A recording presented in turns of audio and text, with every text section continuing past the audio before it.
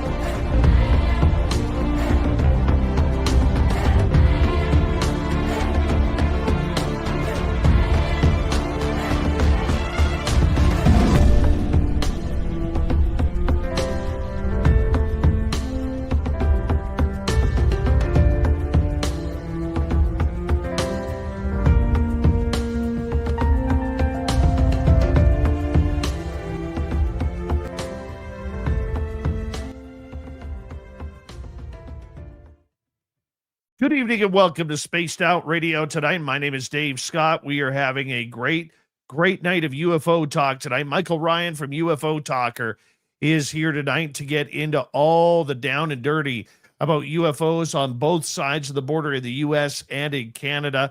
We're going to have a great time with him coming on up. But first, we need to say hello to each and every one of you, including T-Bone in the gold medal position, Eternity Eternal with a silver, Kitty Cattywack taking home the bronze medal tonight. Race fan, how you doing? Mel WD40 is here, lubing us up for tonight's show because you cannot talk UFOs and aliens and Canada without being nice and lubed. So Mel, thank you very much for the lube. You do a great job. We will continue on right now on our roll call as we say hello to Thunderhead. How are you? Midtown Mike, a.k.a. Michael Moore, is our attorney at large. How's it going? Road Flare, Necessary Dialogue, Robert Lamoth, how you doing? Full Mount, nice to see you. Remedic is here. Remedic will be signing autographs after the show. Line up to the left of the studio, if you don't mind. To the left of the studio. Be gentle. This is Remedic's first time signing autographs, so just be patient. Frankie B, how you doing? Honest Content, Luscious Jewels, Kathy Evans. Nice to have you all here. There she is, Mama Catherine. Mwah. I love you, my dear. Hope you had a great day. I hope you got some sleep. Seriously. Hope you got some sleep. Let me know, okay? Please. Thank you. Love you, dear. Moving on down. Number 45 in your program tonight, starting on right wing from Stockholm, Sweden, Lars Jansson. There he is. Ozzy, how you doing? Nice to have you here as we continue on with our roll call. Flubber Lane, Thomas Rock, nice to see you both here as we scroll on down. And who else do we have? Walter Kochabinski, Pam Harris, Jay Truth, always a pleasure to have you guys here. Hi there, Mickey G. What's going on? Nice to see you. Scrolling on down, T-Bone, thank you for kicking off the Super Chat tonight. The Super Chat is a wonderful way to support what we do on this show on a nightly basis. Jennifer Beveridge, how are you, my dear? Jennifer will be signing autographs after the show as well. Line up to the right of the studio, if you don't mind. To the right of the studio, Jennifer. I hope you got your Caribou Con tickets. Come on, we want to see you there. We do. Make sure you're there. Scrolling on down, Kurt M., nice to have you here. Hi there, Matthew Goodka. Nice to see you as we say hello to Vincent in Manitoba. Nice to see you. We are caught up. Holy cow. I flew through that. I swear I had wings. I must have had wings because I flew through that. That was good. That was good. This is our final show before I take a couple of days off to head down to Vancouver to make sure I watch Guns N' Roses on Saturday night. My band. Oh, I love them. Love them. All right. What am I missing here? I'm missing something here. That's what I'm missing. All right. Let's get the radio side going.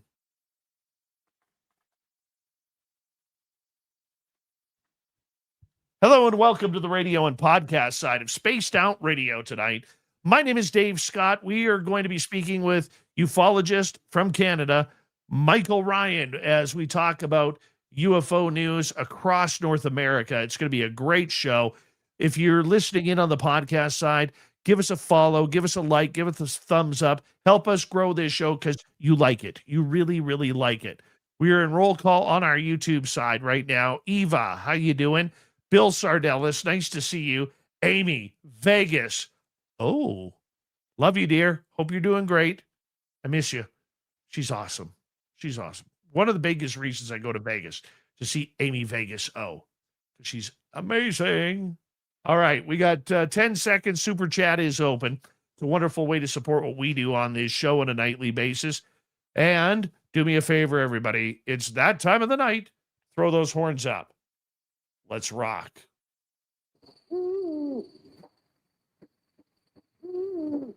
Are you ready to hear your mystic voice of the night? It's time to wake up. He's here. Be quiet. He's ready for you to listen. Let's point our ears towards the little cabin in the house. We're together, friends.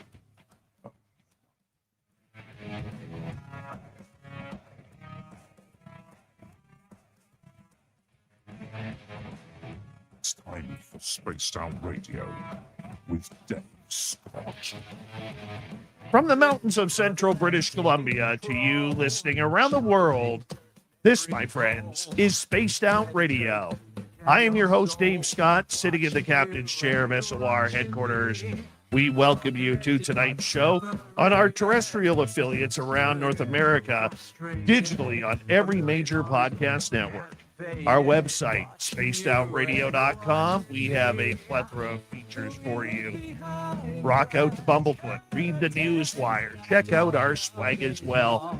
Follow us on X at Spaced Out Radio, Instagram at Spaced Out Radio Show, and on Patreon in the Space Travelers Club. Tonight's show is brought to you by Caribou Con. We want to see you all right here in the heart of British Columbia for Caribou Con in 23 days, September 18th through 20th. Book your tickets now at cariboucon.com. We're going into the sky over Canada, the sky over the United States. Believe it or not, it is the same sky because there only is one sky. Michael Ryan, UFO researcher from the proud province of Ontario, will be here momentarily to discuss his research. In hour number 3, Swamp Dweller will join us for another spooky story. We'll follow that up. Terry Hall and his fantastic mustache will be here for the UFO, not the UFO report, the weird news of the week. Here we go. Michael Ryan is a Canadian UFO researcher, writer, filmmaker, and broadcaster who has spent more than 40 years researching and investigating the UFO phenomena. He is the creator and host of the UFO Talker Podcast, which can be found on iTunes, Spotify, much more.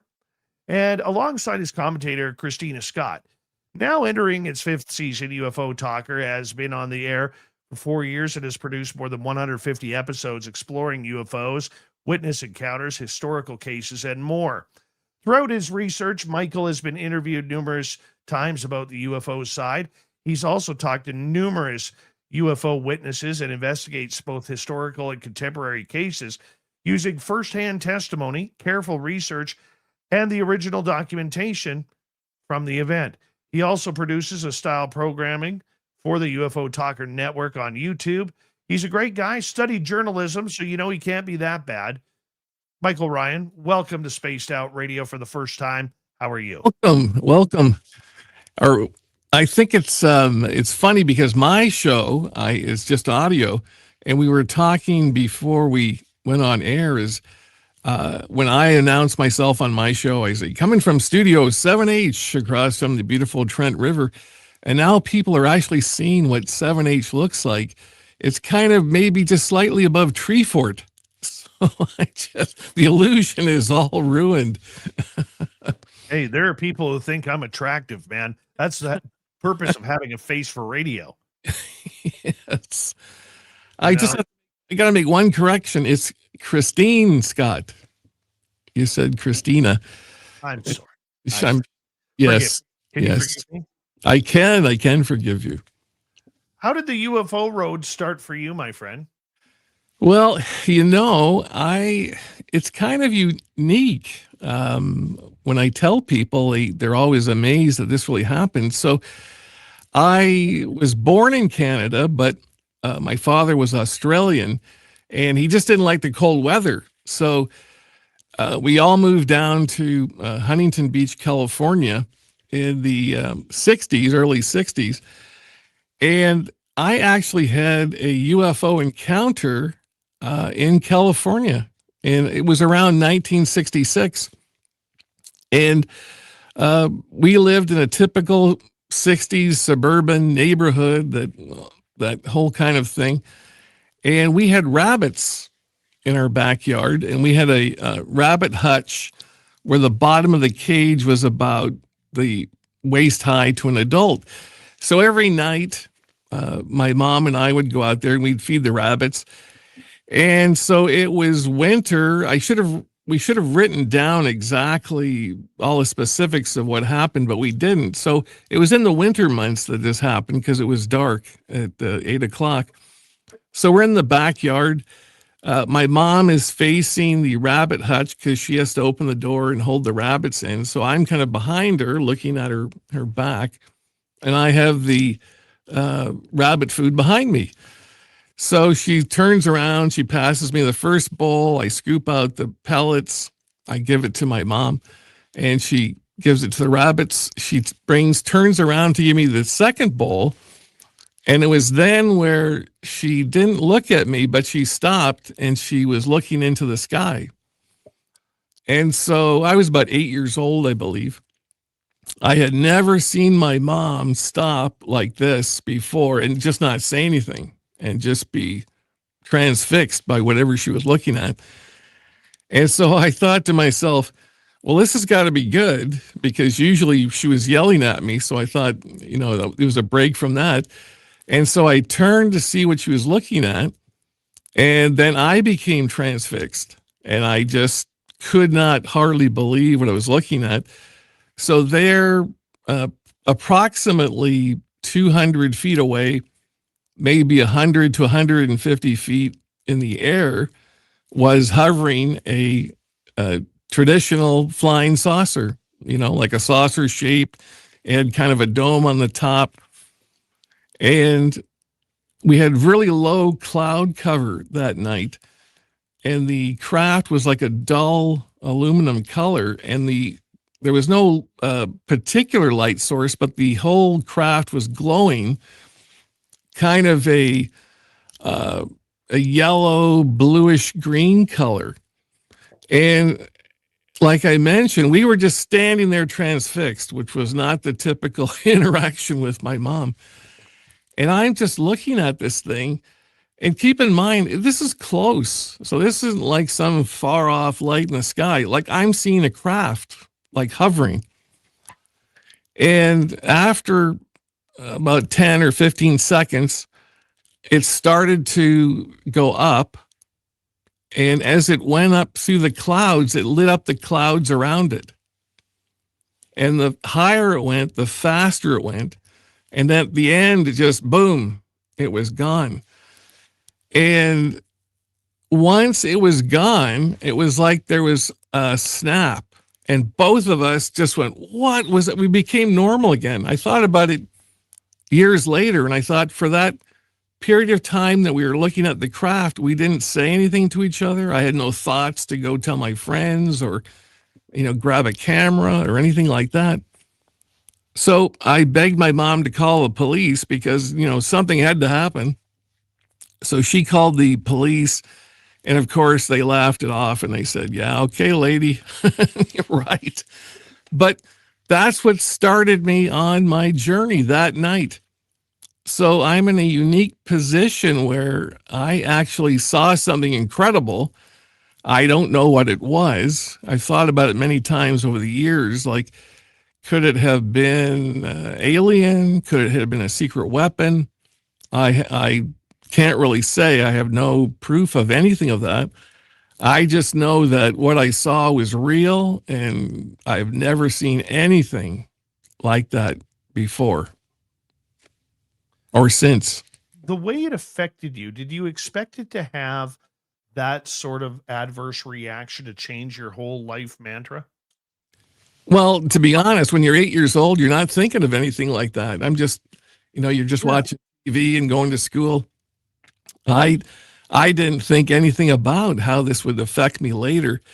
It was probably only years later that I began to analyze what had happened. And, I've talked to different investigators, and it is amazing that for those 15 to 30 seconds or whatever it was, I don't have an exact time, that we didn't talk to each other. That was very, very unusual. And I didn't have those thoughts till years later. I thought, wow, like that's not how we interacted. Like I should have been yelling and calling to my friends over the fence and going to get a camera or something like that. We just didn't move. We didn't talk. We didn't move. We just stood in silence watching. Of course, it was silent. And I've analyzed that later with other investigators, and I thought, that is weird. And we can't come up with any reason for that. Like why for those 30 seconds, things were different. Do you think that you were meant to see it? Like looking back now? It's very, very odd because you wonder about a lot of things. And because I've investigated a lot of people over the years, it's amazing the amount of people I run into that they saw something when they were 8 or 9 or 10. I don't know what that means or anything like that, but it's always amazing when I meet someone and they say, oh, I have a story. And then they tell me a story that matches up really well with what happened to me. And I don't know. There's a pattern, but what does that pattern mean? I don't know. Michael Ryan is our guest tonight on Spaced Out Radio. You started taking this a lot more seriously as you aged and you kind of got into it. But looking at where you are now, the cases you have covered, the people you have met, what is your conclusion as to what is going on? Are we alone? It's after all these decades of hearing stories and looking into things, so for me, I try to keep an even keel about things. I don't like to, believe in things that I wish were true or any of those things. But for me, 100%, it's something.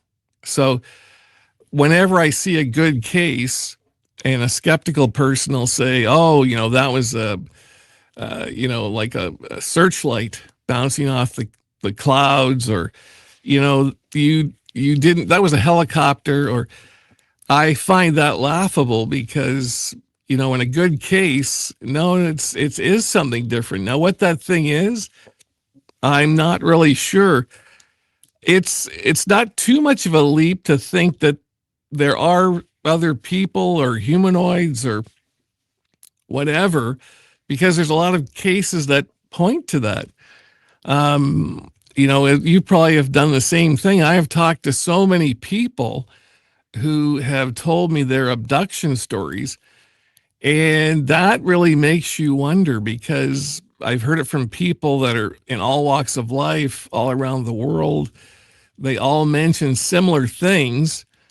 It just makes you think it has to be something, and it could be aliens or interdimensional beings or something. It has to be. It's just too many people. Do you prefer the governmental side of this subject now, or do you still prefer learning people's stories and the hidden stories from, say, military or police officers? I think hearing the human stories from real people, I think that is where we're going to find the truth. The problem with everything that's happening in the government right now, you don't really know what's going on because they could have an agenda. They could be trying to spin something. You don't know what is the truth when you're hearing it from them. And the problem with people like David Grush and all the whistleblowers, there are so many of them now have come out and have told the story so many times. And it just makes you wonder, like David Grush just said, we have craft and we have aliens, but it hasn't moved the needle. Like life goes on and nothing really changes. I find that very, very odd, right? I think the only way these whistleblowers are ever going to be able to back up their story is if they produce a real alien or a real craft on TV or something like that. I think everybody's kind of had enough of people just saying all this stuff. Like, I've worked with people and I've seen the aliens, and I think there's too much of that, right? I find more truth in talking to regular people and hearing, just listening to their experiences. I agree with you 100%. The games that are being played and that we are being flooded with in this field of so-called research and this disclosure / confirmation movement that we are in right now, there's so much ill truth there that I don't even think the government knows which way a UFO is flying anymore. They can't tell the difference between a UFO and a UAP, which are man-made objects. I mean, that's the reality of it. And I look at this subject as I think we're confusing people. We're confusing the experiencers. We're confusing the public. We hear these government officials telling outlandish stories, and yet we get dots for videos and no evidence. I can see where people are getting fed up with that. And this is why I think it's more important, like you said, that we hear people's stories, everyday people, Yes. from the construction workers to the bowlers to the ice cream makers and the lawyers and everybody in between. I had about 2 years ago, I got an email from somebody, and I could tell he wanted to tell me his story. And he sent me several emails. I think he was trying to see if I was a trustworthy person or not. But finally, he said, "Can we talk over the phone?" And I said, "Okay, sure." And so I talked to him, and then, nothing much happened from that. And there was a couple of phone conversations. And on the third call, he told me he was a retired Air Canada pilot. And he said, something happened to me when I was piloting the plane on an international flight. And only me and the co-pilot know what happened. And he said, but I don't have long to live. I have terminal cancer. I only have a few months left, but I want to tell someone and tell someone like you my story. But he said to me, you have to promise me that you'll never tell, even after I'm passed away. And so he told me the story, which I'm going to honor his wish. I'm not going to tell you. It was an amazing story. And he has since passed away. And so that really makes you stop and think, like, why would someone make that up? Like, why would someone go to all that trouble, many phone calls, many emails, to tell me a story that was made up? And I did find out he was who he said he was. And like we're talking about, to me, those are the most believable things. Just regular people. They're not looking for fame or fortune or get their 15 seconds of whatever. And when you hear these stories, it's pretty moving. Like, that is the most unusual thing that has hit me over the years is how I've been moved by people who you would believe anything else of, just normal, real people. And they're telling you these extraordinary stories. I think that for me has been the most interesting part of this, the most moving part of it. And I think it makes everyone more human. And like you're saying, I kind of believe less and less in the spin. And, I'm kind of sick of all of these shows. Everything is groundbreaking, mic drop, like you got to see this. I think people are getting turned off by that kind of journalism or podcasting or whatever you want to call it. I definitely wouldn't call it journalism. But but you're right. As we got about 3 minutes to go, Michael Ryan is our guest tonight on Spaced Out Radio. You're right, though. I mean, the sensationalism of it all has really, I think dampened the entire respect of the research. But then again, so if the name changes from UFO to UAP, aliens or extraterrestrials to NHI, I mean, it's like we have to follow a protocol now that, they've created this whole new set of rules that we're supposed to follow. And yet people have been doing this for decades. And they're like, no way, I'm not going your way. Yes. They're not And following. when we come back from the break, I have a real UFO story. I have all the documents to back it up. And I can guarantee you that your audience, probably most of your audience, has never heard this story. It is incredible. Well, I can't wait to hear it. But let me ask you this before we go to break, because we got 2 minutes left. Do you think we're being visited from other planets, or do you think it's interdimensional, or a combination of both? That's the $64,000 question.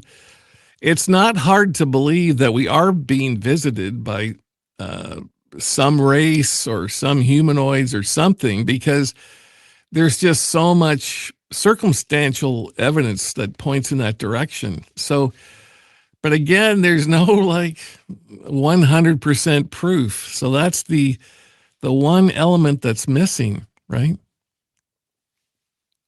You think we'll ever find it? I don't know. There's a book I read when I was a kid, and it was called The Report on Unidentified Flying Objects by Captain Edward J. Rappelt. And the last sentence in his book, I always keep coming back to. He said, and this was in the 50s, he wrote this, he said, only time will tell. And so he thought back then that it was just around the corner. So that's the problem. We all think it's tomorrow, but when will that tomorrow ever come? Very poetic right there. Very poetic. Oh, nice. Very nice. And I agree with you. I totally agree with you on that. I think that there are ways that things are supposed to be done, and we're not supposed to know, because you and I, being part of the civilian public, we're not good enough to hear it, Mike. That's right. How do you feel about being not good enough? I kind of feel that way every day, and my wife keeps reminding me. But no, that was just a joke. Hope she's not listening. But Well, this is the longest minutes I think there's ever been, Dave. it happens. It happens, Hey, the main thing is we get to talk UFOs. That's the main thing. We get to talk about a subject you love. And I know in your story coming up, it's going to involve the Royal Canadian Mounted Police. Yeah. And I have my own RCMP story that I want to share with you as well, because a lot of them play a little obtuse when it comes to the UFO world. But maybe you get a couple of drinks, you get them off the record or retired, and it's a whole different story. From UFO Talkers Podcast, Michael Ryan is here. His website, ufotalker.ca.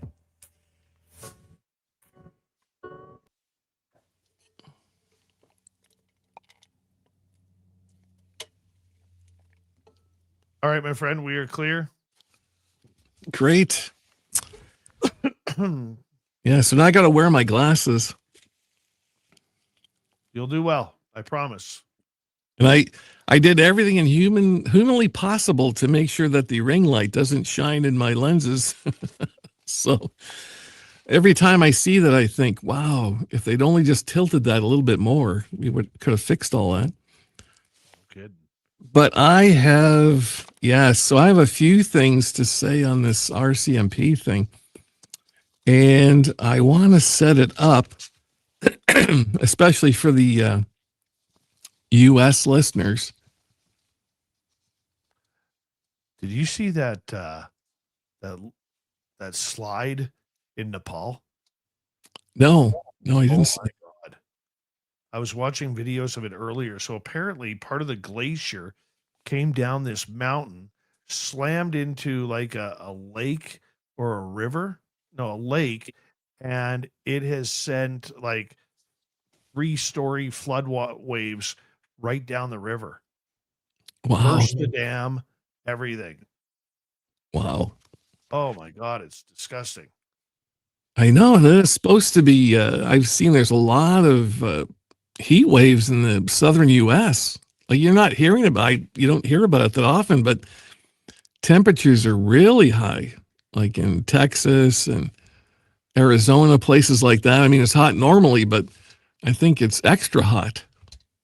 They're having power outages, that kind of thing. Horrible.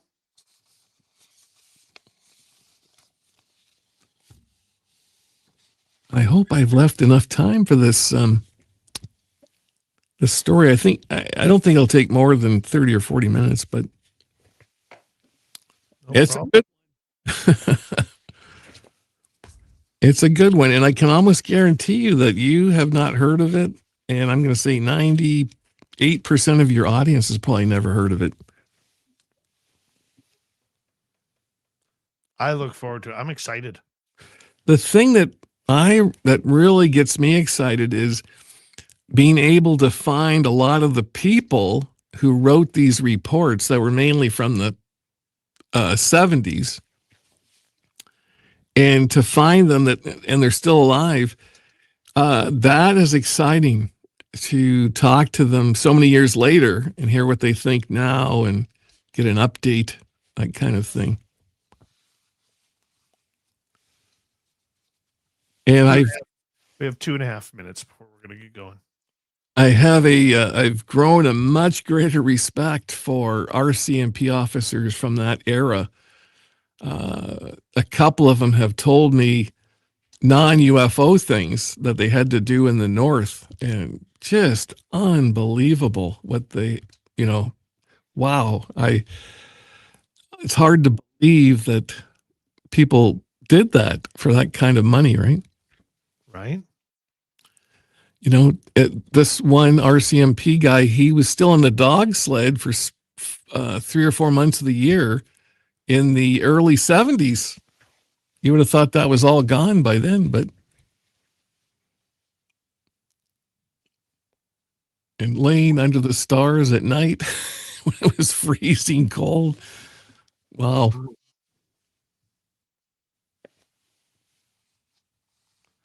All right, we got about 90 seconds. Let's see what's going on here. Who's jumped in? Commonwealth Andrew, how are you? Fap Nuts, the Temu version of Grape Nuts. How you doing? David Lopez, how's it going, my friend? And who else has jumped in here? Simply Cocoa, what is the drink of choice for tonight? I always love it when you're here. Jessica McCreary, how are you, my dear? Werewolf, nice to see you. Lots of you sneaking on in without old Davey seeing. Good. We like that. If you haven't already, do us a favor. Give us a thumbs up. It helps with the YouTube algorithms. And if you're listening for the first time, don't forget to hit subscribe wherever you're listening. Just hit it. It doesn't hurt you, I promise. It doesn't bite. Well, it may nibble, but it doesn't bite.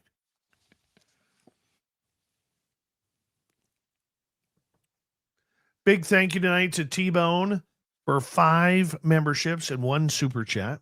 Thank you, Jennifer, as well. We greatly appreciate your love and support of SOR. And we want to give a big shout out to our mods who are out there working hard, making sure you guys have a great chat room to chat in. Remember, they don't put up with bullshit. So make sure you show them some love. Lynn Rule, how are you? Michael was telling me all about you.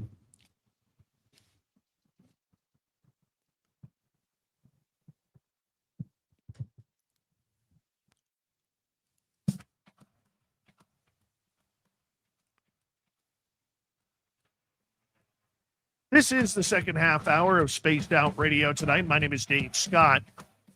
We're going to get into the RCMP cover-up of UFOs in Canada. Michael Ryan is our guest. Before we bring Michael back in, want to say hello and how are you to everyone listening in on our terrestrial affiliates, as well as on our podcast networks all over each and every podcast place you download. Go for it. Spotify, iTunes, iHeartRadio. We're all right there.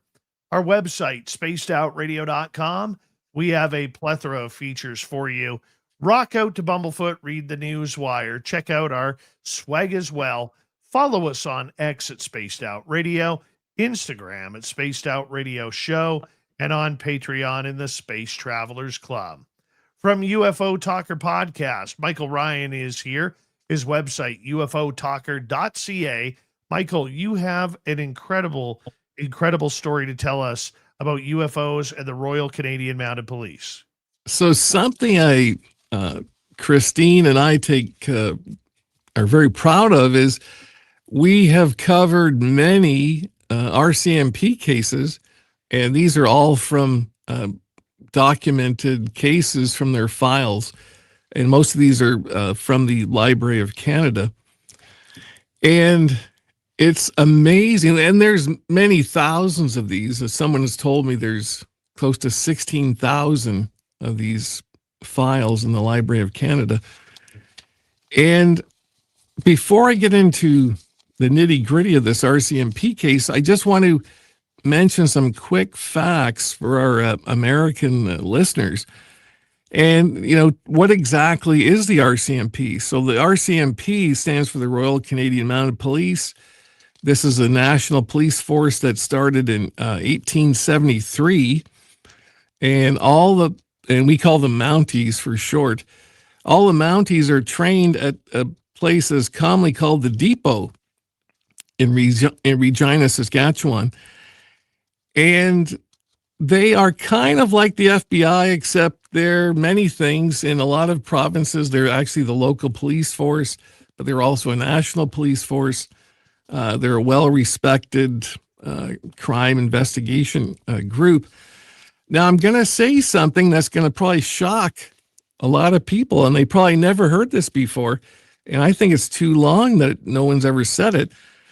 So I truly believe, and I'll prove this, is by default, the RCMP arguably has been the greatest UFO investigation organization ever.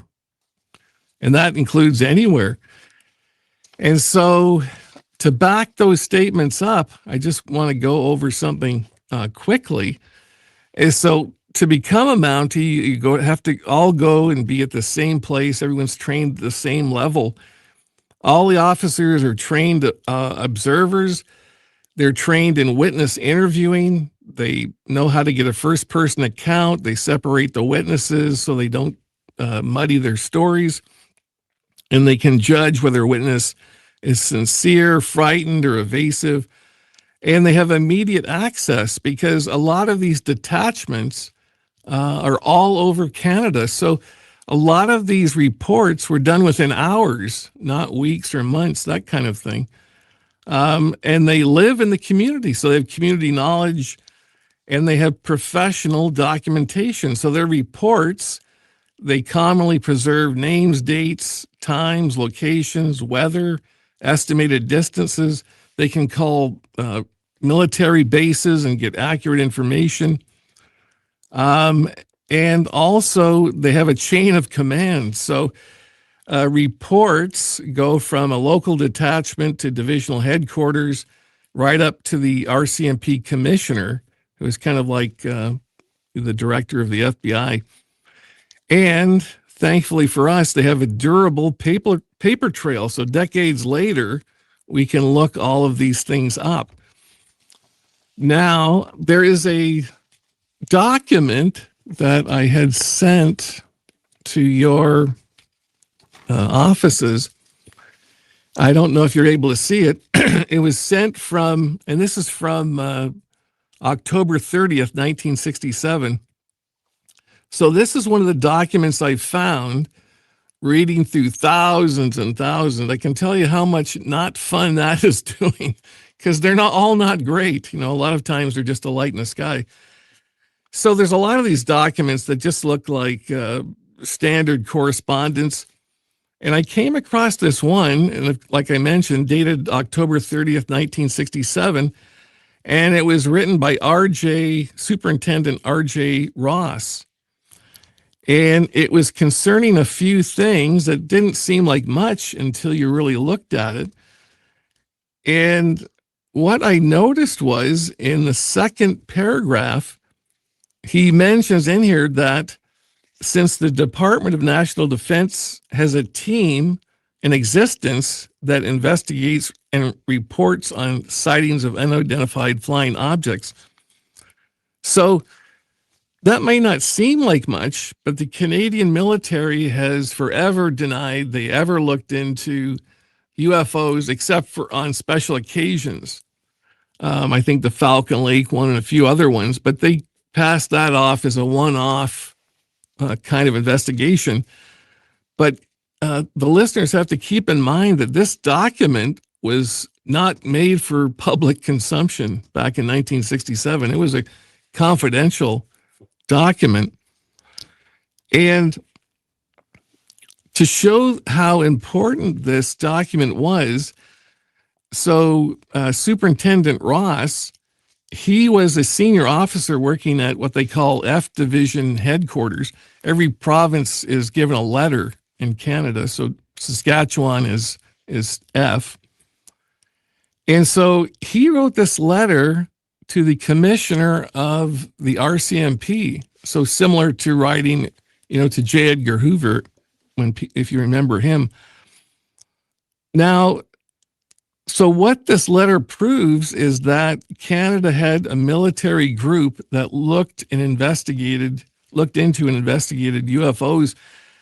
That is amazing in and of itself, because they've always denied that there was any group or organization or unit in the military that ever did this. And I always think to myself how fantastic it would be to be able to talk or see documents from that group. But I've yet to been able to find that, unfortunately. The other thing is, at the top of this document, it's really talking about a sighting that happened in Chauvin District, Saskatchewan. Now, this was for people who believe in coincidence. Christine had found a article in a Saskatchewan newspaper from the same time period. And she read it to me once over the phone. And just oddly enough, it matches up perfectly with this letter. And what had happened, and it's the reason, we think it's the reason for this letter. Let me just take a drink of this water. Is in 1967, a school bus traveling on Highway 13 in Saskatchewan, and it was school bus unit number 7. It was followed by a bright object for 2 miles. It ended up hovering over the school bus, which was full of kids and the driver and a mother who was on her way to visit the principal. And the engine went dead. And so for over 10 minutes, the 2 adults got the children to sit on the ground because they couldn't start the bus. This UFO is hovering a few feet above the school bus. And then eventually the UFO took off, and the school bus started again, and they drove immediately to town, and it was the talk of the town, obviously.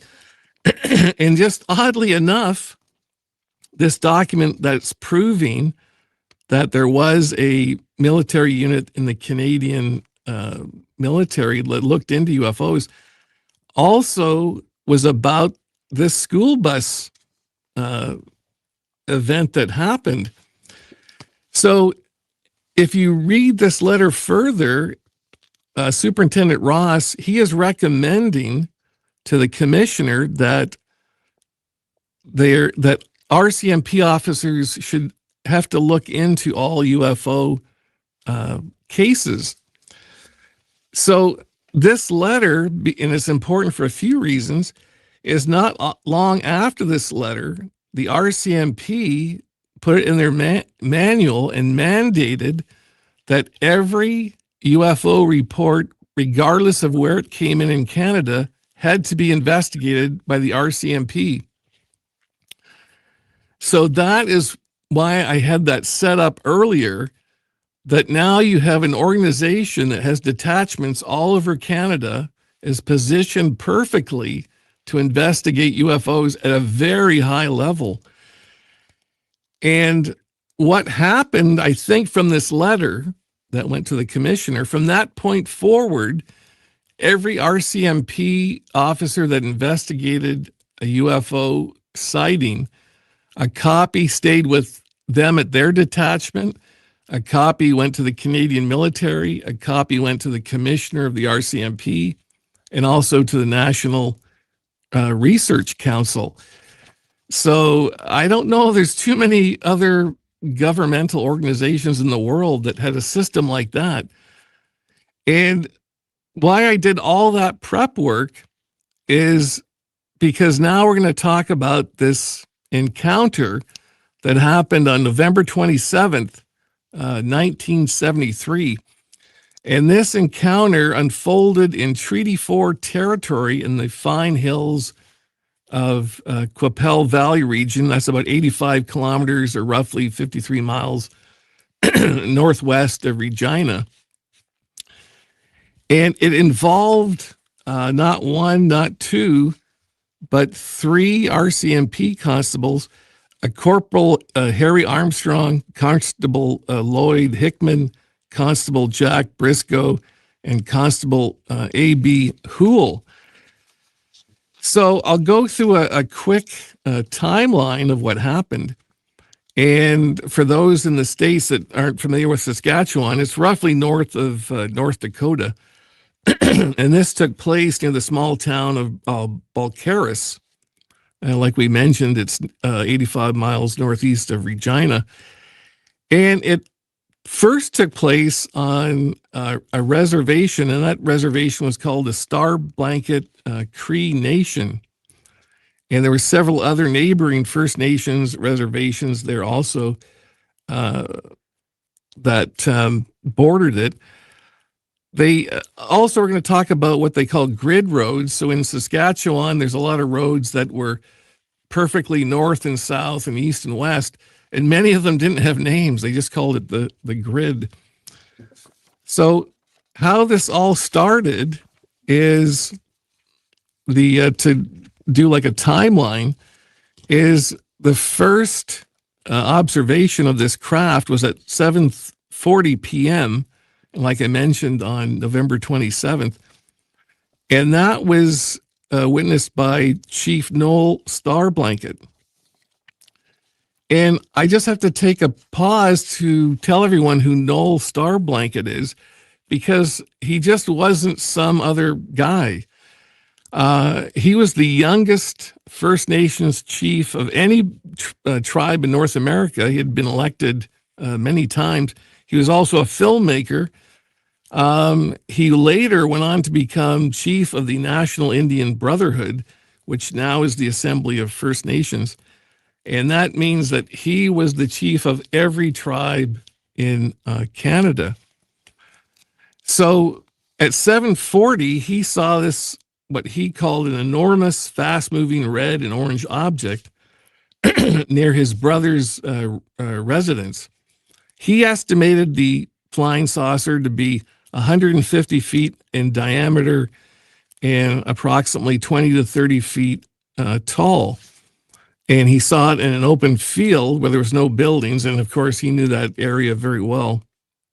So it couldn't have been the light on the top of a tower or anything like that. So at approximately 8:30, he called the RCMP at the Balcarres detachment, which was only about 10 minutes away.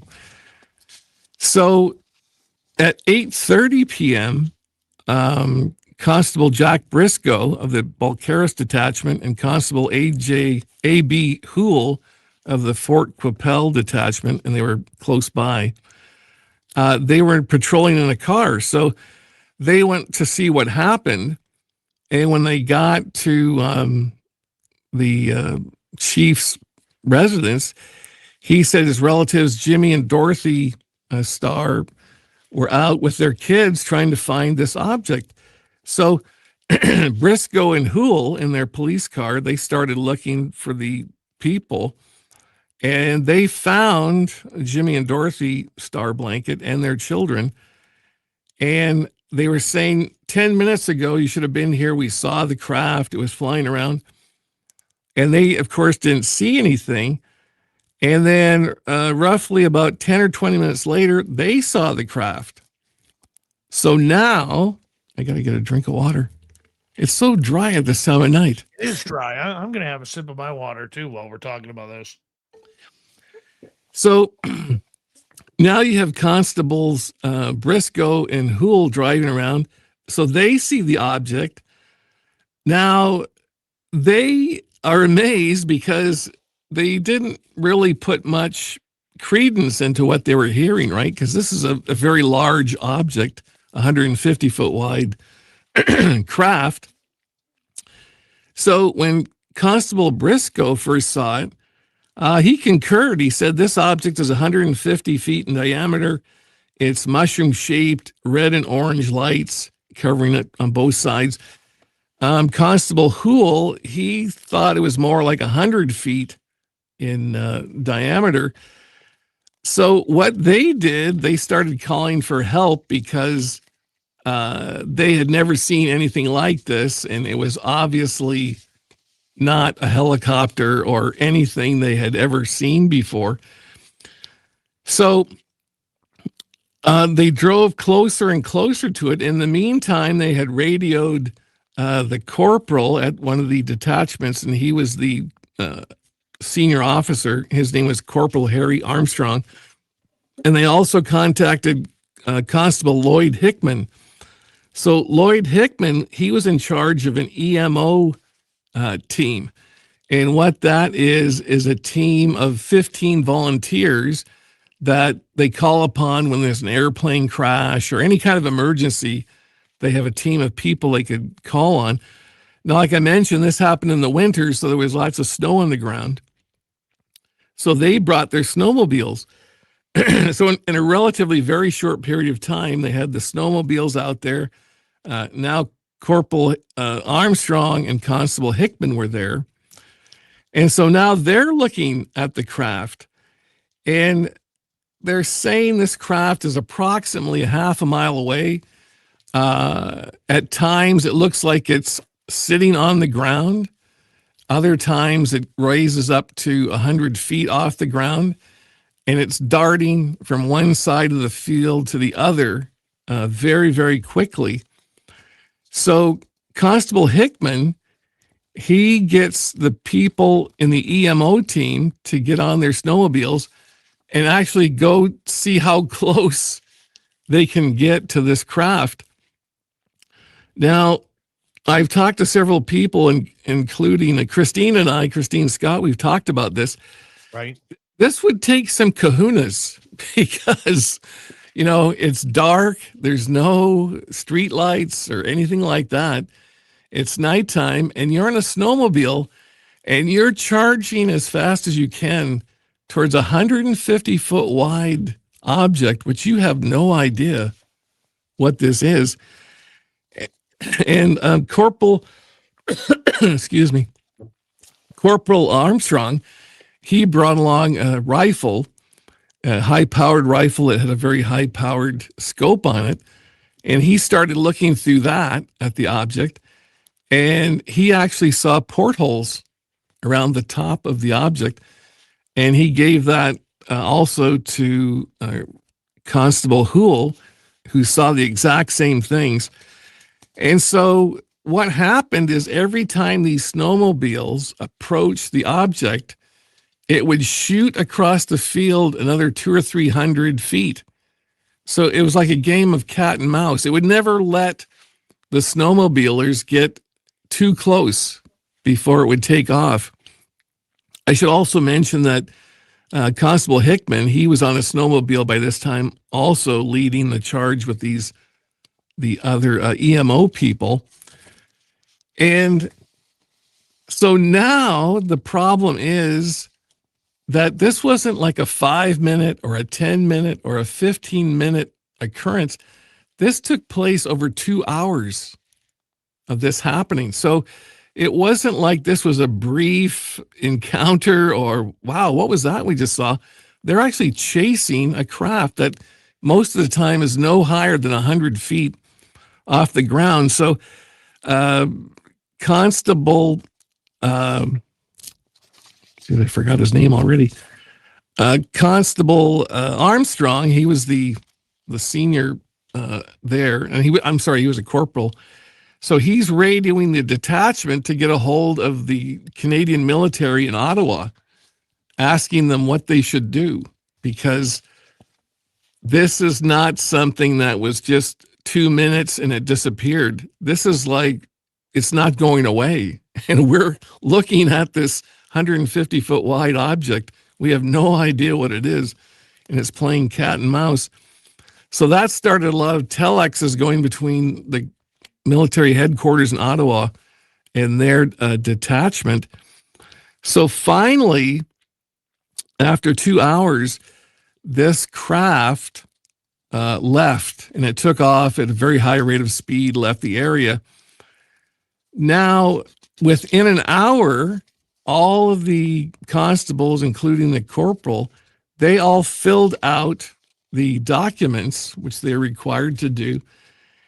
And these documents, I have all of them, and they're all typewritten out. It's got their names on it. They've signed it, what they saw. Let me grab another drink here. We got about 90 seconds to go before we go to break tonight on Spaced Out Radio. Our guest is ufologist Michael Ryan from UFO Talker Podcast. Go ahead, Mike. And so when we come back, I'm going to go into a little bit more of this detail and also kind of a mystery of something that happened that it really makes you wonder, was there a cover-up or was just a mistake? You know, a mistake happened. But I will cover that after the break. It's certainly, in my mind, this is one of the most exceptional historic cases that I know of. It would rank with most any other in the world that I'm familiar with this many witnesses. That's just crazy. Just crazy how the RCMP held this and many others like this.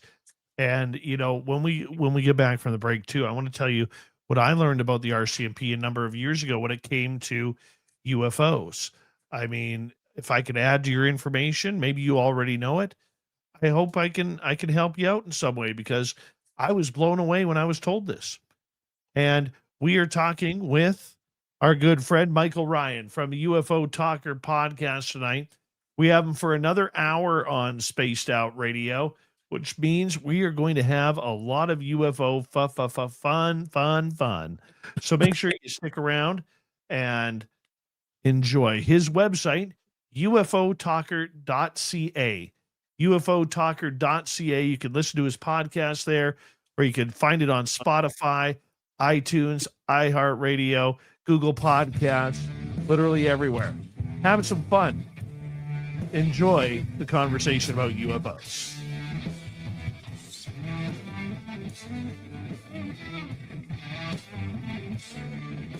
This is Spaced Out Radio with host Dave Scott.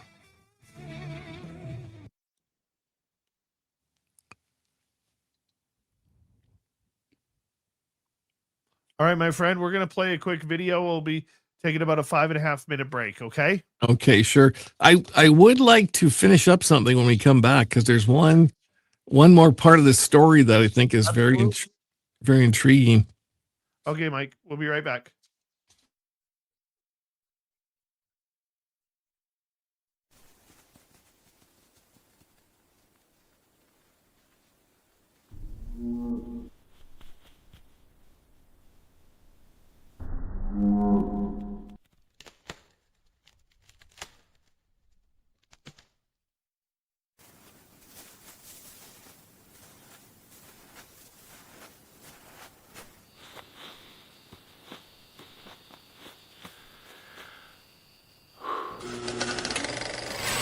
Our merch is Bigfoot approved. We have t-shirts, we have mugs, we have hoodies, we have socks, we have hats, we have stickers, and so much more. Whatever you're looking for, we have you covered. Why just be a fan of the paranormal when you can buy Spaced Out Radio merch and look the part? Our merch ain't ugly, folks. Check out the Spaced Out Radio store. Find the link in the description below.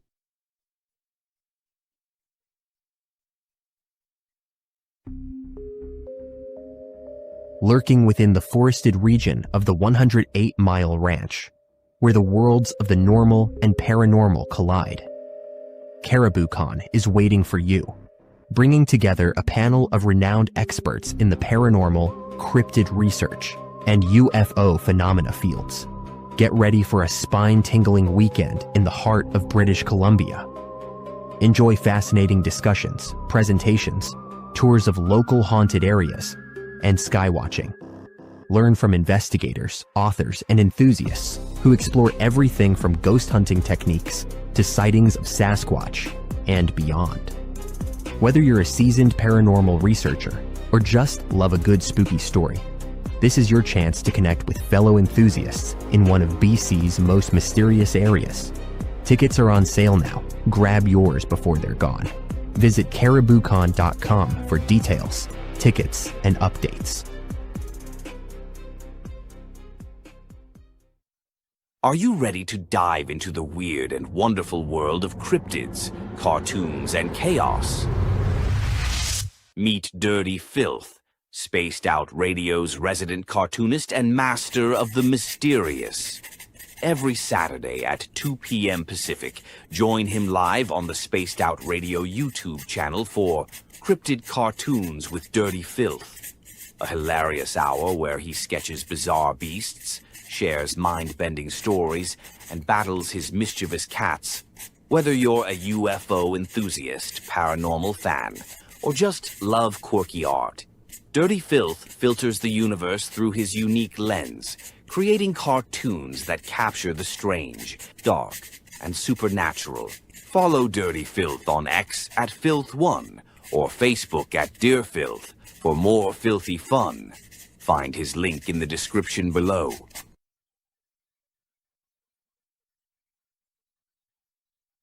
Spaced Out Radio wants to hear from you. We love our community, and your voice truly matters. Drop a comment after every show and let us know what you thought. Agree with our guests? Tell us why. Disagree? We want to hear that too. We read every single comment. Jump into the live chat during the broadcast and be part of the conversation in real time. Got a killer topic idea? Your suggestions help shape the show. And if you want to take it even further, join our Patreon for bonus content and direct feedback opportunities with Dave and the team. This is your show as much as it is ours. Whether you're a longtime listener or brand new, we want your thoughts, your questions, and your ideas. And let's keep building this incredible community together. Spaced Out Radio, where the conversation never ends. What are you waiting for?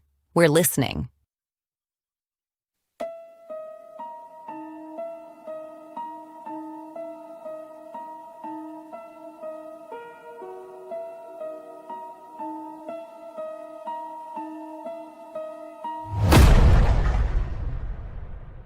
with 5 explorable Gold Rush-era buildings said to be home to spirits of a time forgotten.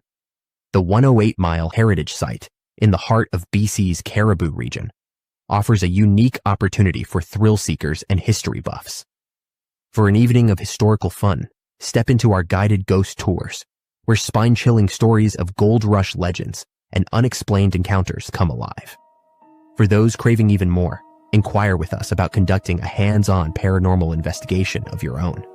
And if you're truly brave, book our haunted sleepovers. Spend the night at our B&B inside the McNeil House to truly experience this historical landmark and its ghostly secrets firsthand. For booking or inquiries, go to haunted108.com.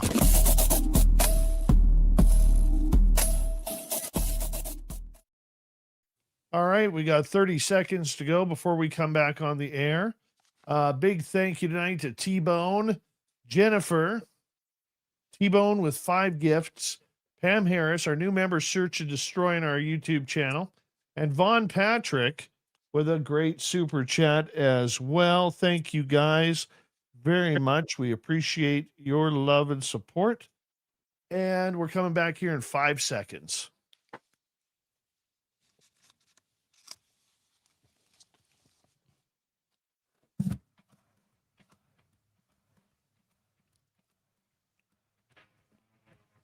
This is the second hour of Spaced Out Radio tonight. Good to have you with us. My name is Dave Scott.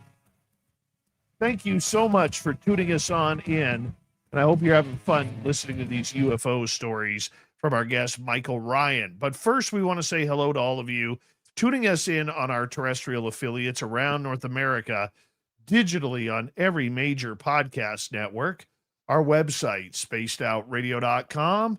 We have a plethora of features for you. Rock out to Bumblefoot, read the Newswire, check out our swag as well. Follow us on X at Spaced Out Radio, Instagram at Spaced Out Radio Show, and on Patreon in the Space Travelers Club. The Desert Clam has set the password for tonight in the SOR Space Travelers Club, and it's not loading. Ichnogram, there it is. Ichnogram is your password. Use it wisely, Space Travelers, as the Clam sets the password each and every night right here on Spaced Out Radio. Let's head to our guest, Michael Ryan. He is a podcaster out of Ontario. UFO Talker is his podcast. You can find his website, ufotalker.ca. And right before the break, Michael, you were talking about a great story about RCMP officers and a UFO report that you wanted to finish up.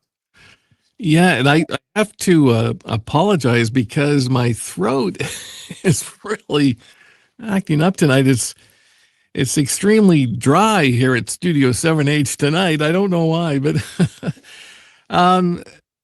now to finish this off, because there is a bit of a mystery to it, is normally all 4 constables and 1 corporal, they would make a report, which they all did within about an hour of this event. They're very detailed.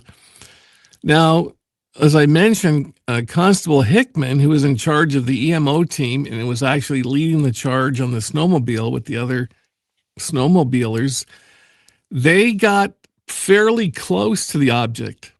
Now, nowhere in the documents does it say how close they got. It just said as they approached the object, it would scoot away across the field and play this kind of cat and mouse game. Now, I looked up, I went through all of their files, and they're all really interesting. But here's something that makes you scratch your head. So Constable Hickman, who was with the team who got closest to the object, I was most interested in reading his report. Guess whose report is missing from all of the reports? So Constable Hickman's report, and he would have been the closest to the object, his report is missing from the group. Oh, weird. Now, I tried to find out why that would be, and I was told by the RCMP that, oh, it probably got misplaced. Now, that's possible. I'm not saying it's not possible, but how interesting is it that the one guy who is the closest to the object, his report is missing? And like I have mentioned earlier, I actually try to find these guys, right? So two of these guys, and I don't want to mention which two, but two of them are no longer with us, which two remain. And one of them, who's alive, it took me a year to find him. Wow, it was, I would get this close and then that would be a blind alley. I finally found a retired Mountie who knew him personally in retirement. And he said, send me an email of why you want to talk to him. And boy, I wrote the best email you've ever written. I said, even if you don't want to say anything publicly, I want to hear it for myself because it's a part of history. And a few days later, the friend of the guy I wanted to contact got back to me and he said, oh, Mike, it didn't go well. He said, in no uncertain terms, he doesn't want to talk about this. He doesn't ever want to be contacted again. And he's never going to talk about what happened that night. And that is a shame because just for history's sake, because this being, such a monumental case that no one really knows about. And just to button up the very end of it, and this involves coincidence. I know there's a lot of your listeners are interested in coincidence. And I had someone that looked into this said, Mike, there is no coincidence. Everything is for a reason. So Christine Scott, who helps me do the podcast, UFO Talker, she is the owner of a bookstore in Regina. And over the years, a guy would keep coming in. She made friends with him. He was retired. And as she talked to him, she found out he was a retired Mountie. And so I said to her one day, well, where was he a Mountie? And the more we looked into it, as it turns out, he worked at this detachment where all of this took place. So his name was Greg Brass. And I was able to have several phone conversations with him. He was not doing so well. So I didn't want to record him till he got better because, you don't want to record someone who's not feeling well and you can tell they're, struggling a little bit. And so he confirmed that the night he was off duty that night that all this happened. But when he went in the next night and for many nights after that, this was the complete talk of both detachments about what happened. No one could believe what they saw. And he knew the people that were all involved, all the constables that we've talked about. Now, here's something I don't normally like doing, but I feel I have to because I trust Greg Brass. Now, Mr. Brass, he has passed away, unfortunately, but he told me two stories that I'm going to pass on to you tonight. Now, I have no documentation to back this up, so you can either believe me or not believe me, but I believed Greg Brass. I believe what he told me. So he had one encounter himself, and he had another story from this is the same area, and he was with a constable in a two-man car at night when they saw a light hovering over a nearby lake, and this is late at night. So they drove to as close as they could get to the lake, and they saw a typical UFO, maybe 40 or 50 feet in diameter. It was about 50 or 60 feet off the surface of the water.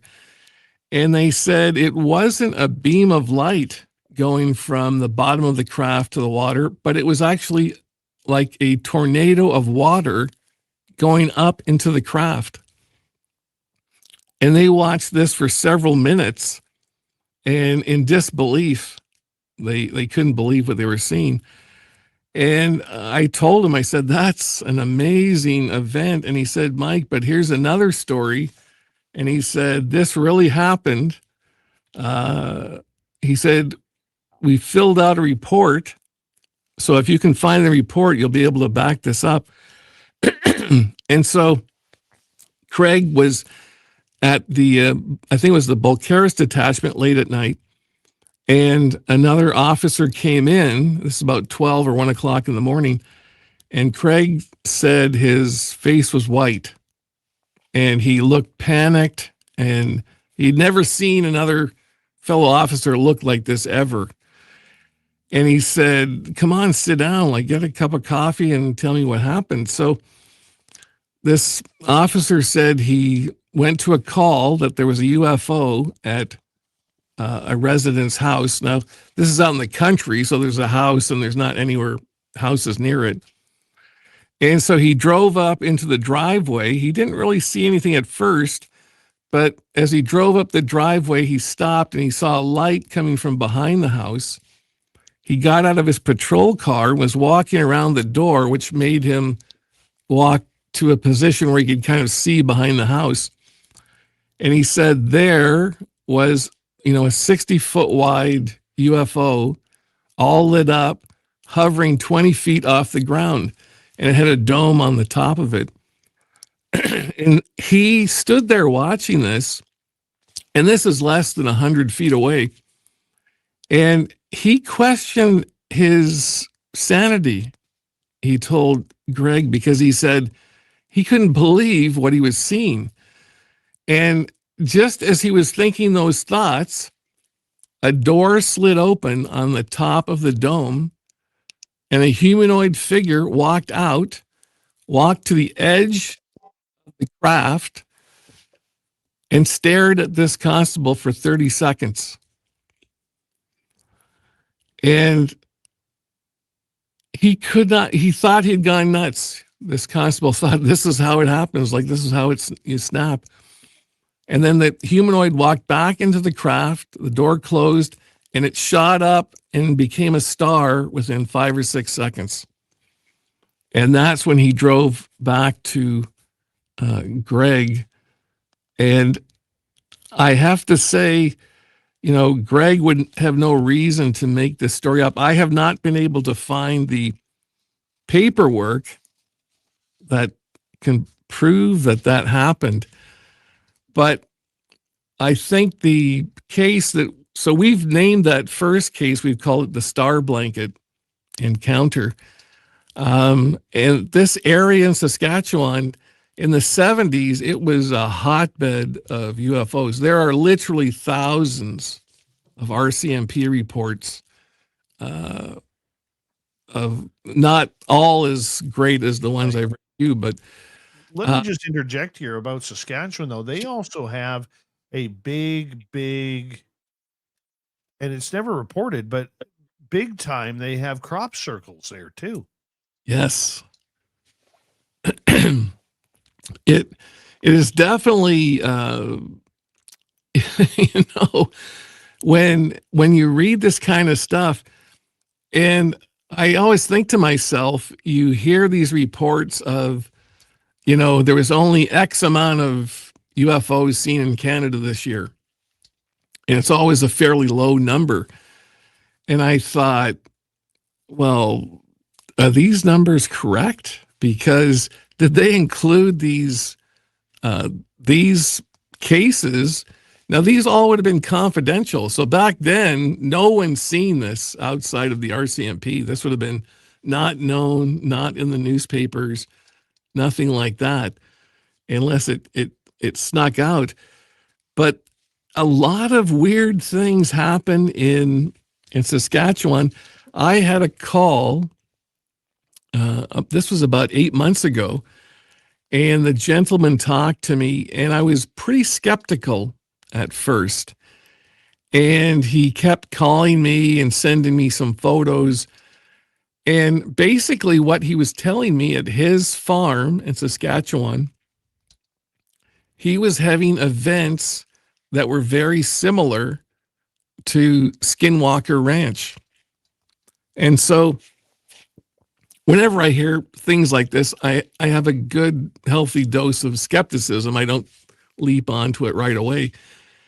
But over a few months that this gentleman contacted me, the more and more the pictures he showed me, the stories he was telling me, I began to at least believe him somewhat, because he didn't sound like someone who was making it up or had a mental illness or anything like that. Now, so the only problem is I tried to get, there's some investigation groups in Canada, and there's not many left, but I tried to get them interested, but money is always a problem, right? To find these things out. So nobody has been able to go there, because I said, you need a group to come there and witness and take pictures and have proof of what you're saying. So there are still amazing things happening in Canada and all over North America.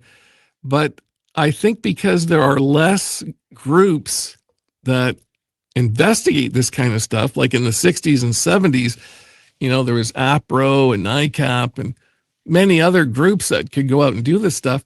Those don't really exist anymore.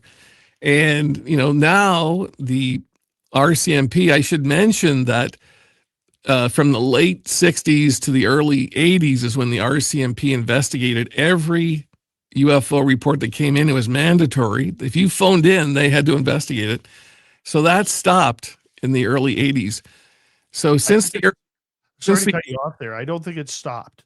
Well, let's just say publicly. Yeah. Publicly, we can say. It stopped. And along with the Canadian military, no, we don't do that anymore. No one's really interested in that. Now, I, like yourself, I don't really believe that for an instant, because just on the element of national security, you would have to be interested in some of these things that are going on. Well, let me give your voice a break here for a quick second, because I want to tell you a little story that happened to me. Okay. So when my daughter was 14 years old, she went to a Halloween party, and for a bunch of young, early teenagers and a bunch of older teenagers showed up, started handing out alcohol. And let's just say my daughter, wanting to be one of the crowd, she had one whole White Claw or something like that, and was just plastered, absolutely plastered. So a little upset, I ended up calling the RCMP. And about 1:00 in the morning, the officer calls me back. I said, "Hey, can I ask you a silly question?" I said, if you don't want to answer it, I said, just tell me no. He goes, "Sure, what is it?" I said, "What's the RCMP protocol for UFOs?" And he kind of snickers and giggles, and he says, "Boy, did you ask the right person." He goes, "On the air?" or he goes, "In the air or on the ground?" And I went, "What?" He goes, "In the air or on the ground?" I said, "Both?"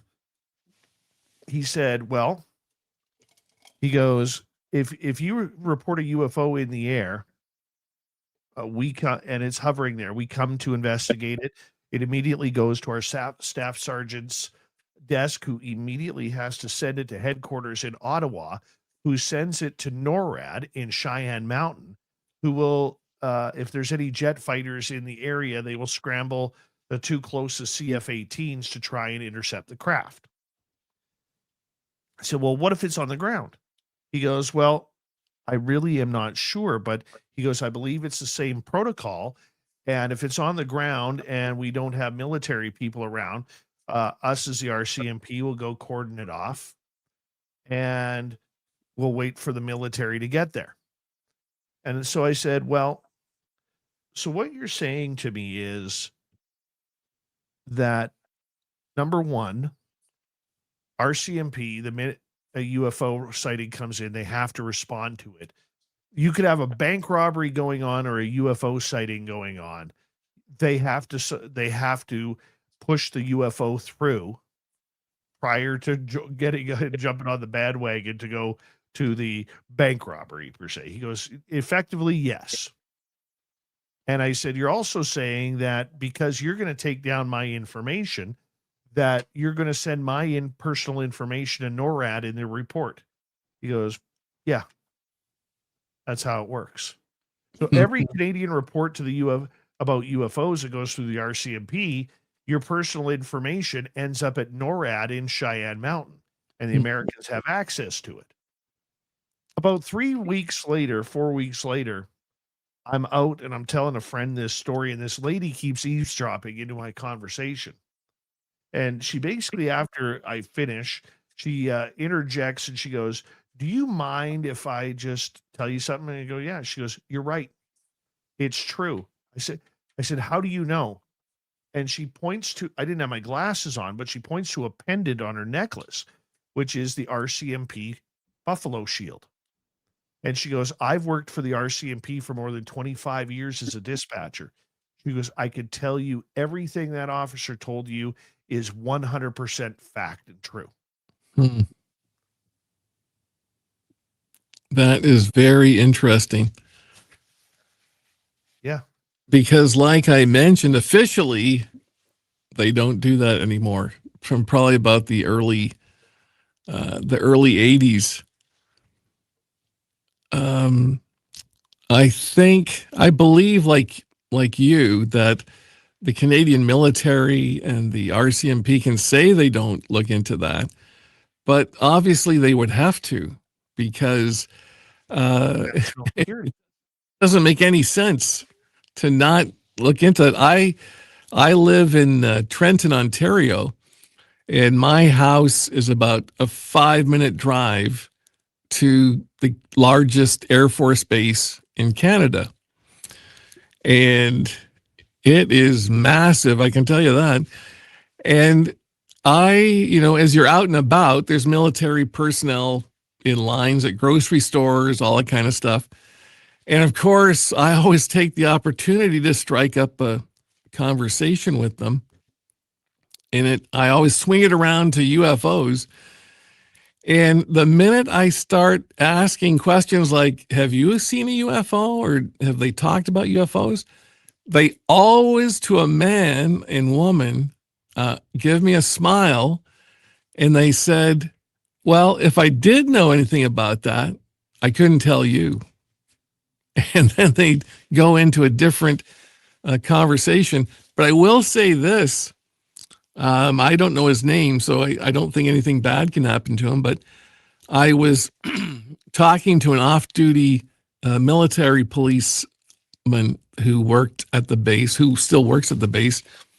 And I got into a big conversation with him. He was interested. And he listened a long time. And I said, so what do you know about UFOs? And again, he smiled. And I thought, oh, he's going to give me the typical response. But this time it was a little bit different. He said, listen, when I retire, I have got some unbelievable stories for you.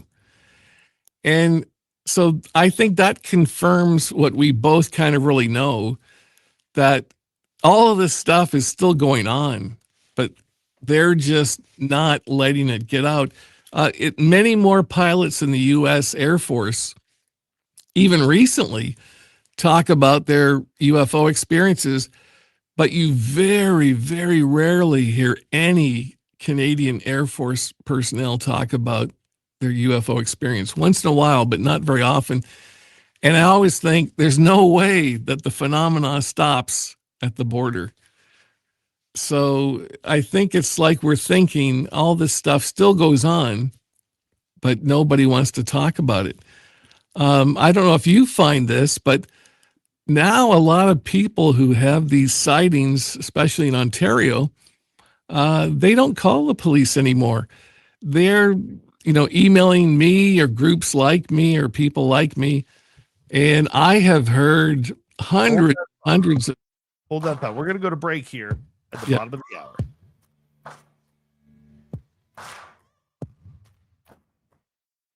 You're listening to Spaced Out Radio with your host, Dave Scott.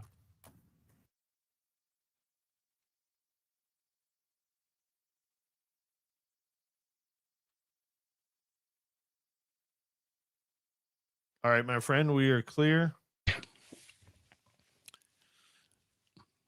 I know. I think people now are coming to people like us and telling their story. I don't think they call the police like they used to. So many people I'll ask, did you report this? And I'm going to say close to 100%. They say no. I would agree with you on that. Yeah. So that makes me very skeptical of all these national polls that get released that, in 2025, 650 UFOs were seen in Canada. And I think, okay, no. Probably about 5%. Yeah, that's a fraction of probably what is really happening. Right.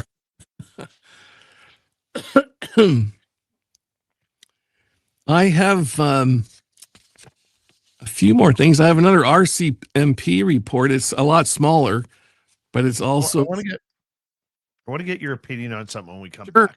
Sure, great. Yes. I don't know what's wrong with my throat. Wow. I don't know either, man. I don't know. Normally it's a lot better than this. Maybe it's the time of night. It's after 1 here. Well, it's 1:30.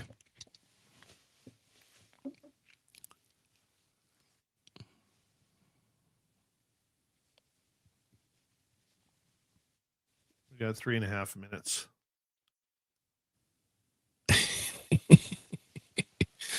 Also, my Studio 7H, also the longer you're in here with all this equipment, the hotter it gets. That's why I got windows open. I got everything open right now. Yeah. I think it's got to be at least 28, 29 Celsius in here now. Quickly here, Resist, how you doing? Beth Noyes, thanks for coming on in. Mark Wolf, good to see you.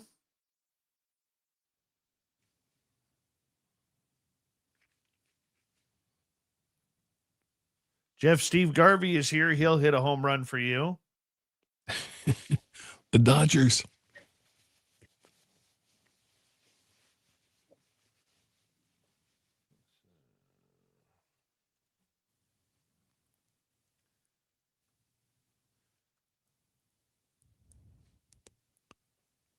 Do you think that the political tension right now will kind of kill any UFO talk? Oh, are we on the air? Well, we're just on break here. Okay. I think that's a good question to ask on the air because I can throw in a comment on Sky Canada. Sure. We can do that. Which was basically a nothing burger, but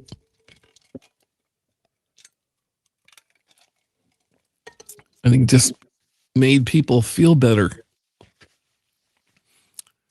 And then I think it was all pushed by Larry Maguire, the MP, and then now he's left office. So there's nobody in the Canadian government that really cares about UFOs the way he did, at least publicly.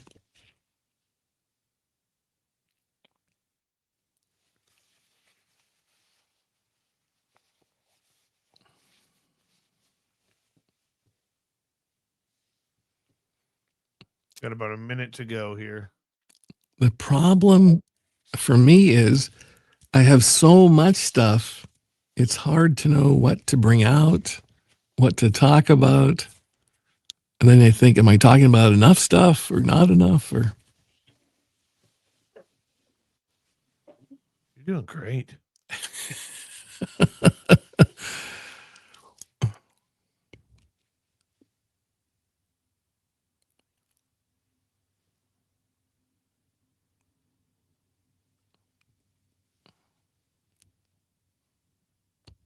When, All right. A big thank you tonight to T-Bone and for the gifting of the memberships. Jennifer, Pam, Von Patrick ×2, JSCO. Thank you guys for the awesome super chats. Make sure I didn't miss anybody here. Love you guys. Here we go, everyone.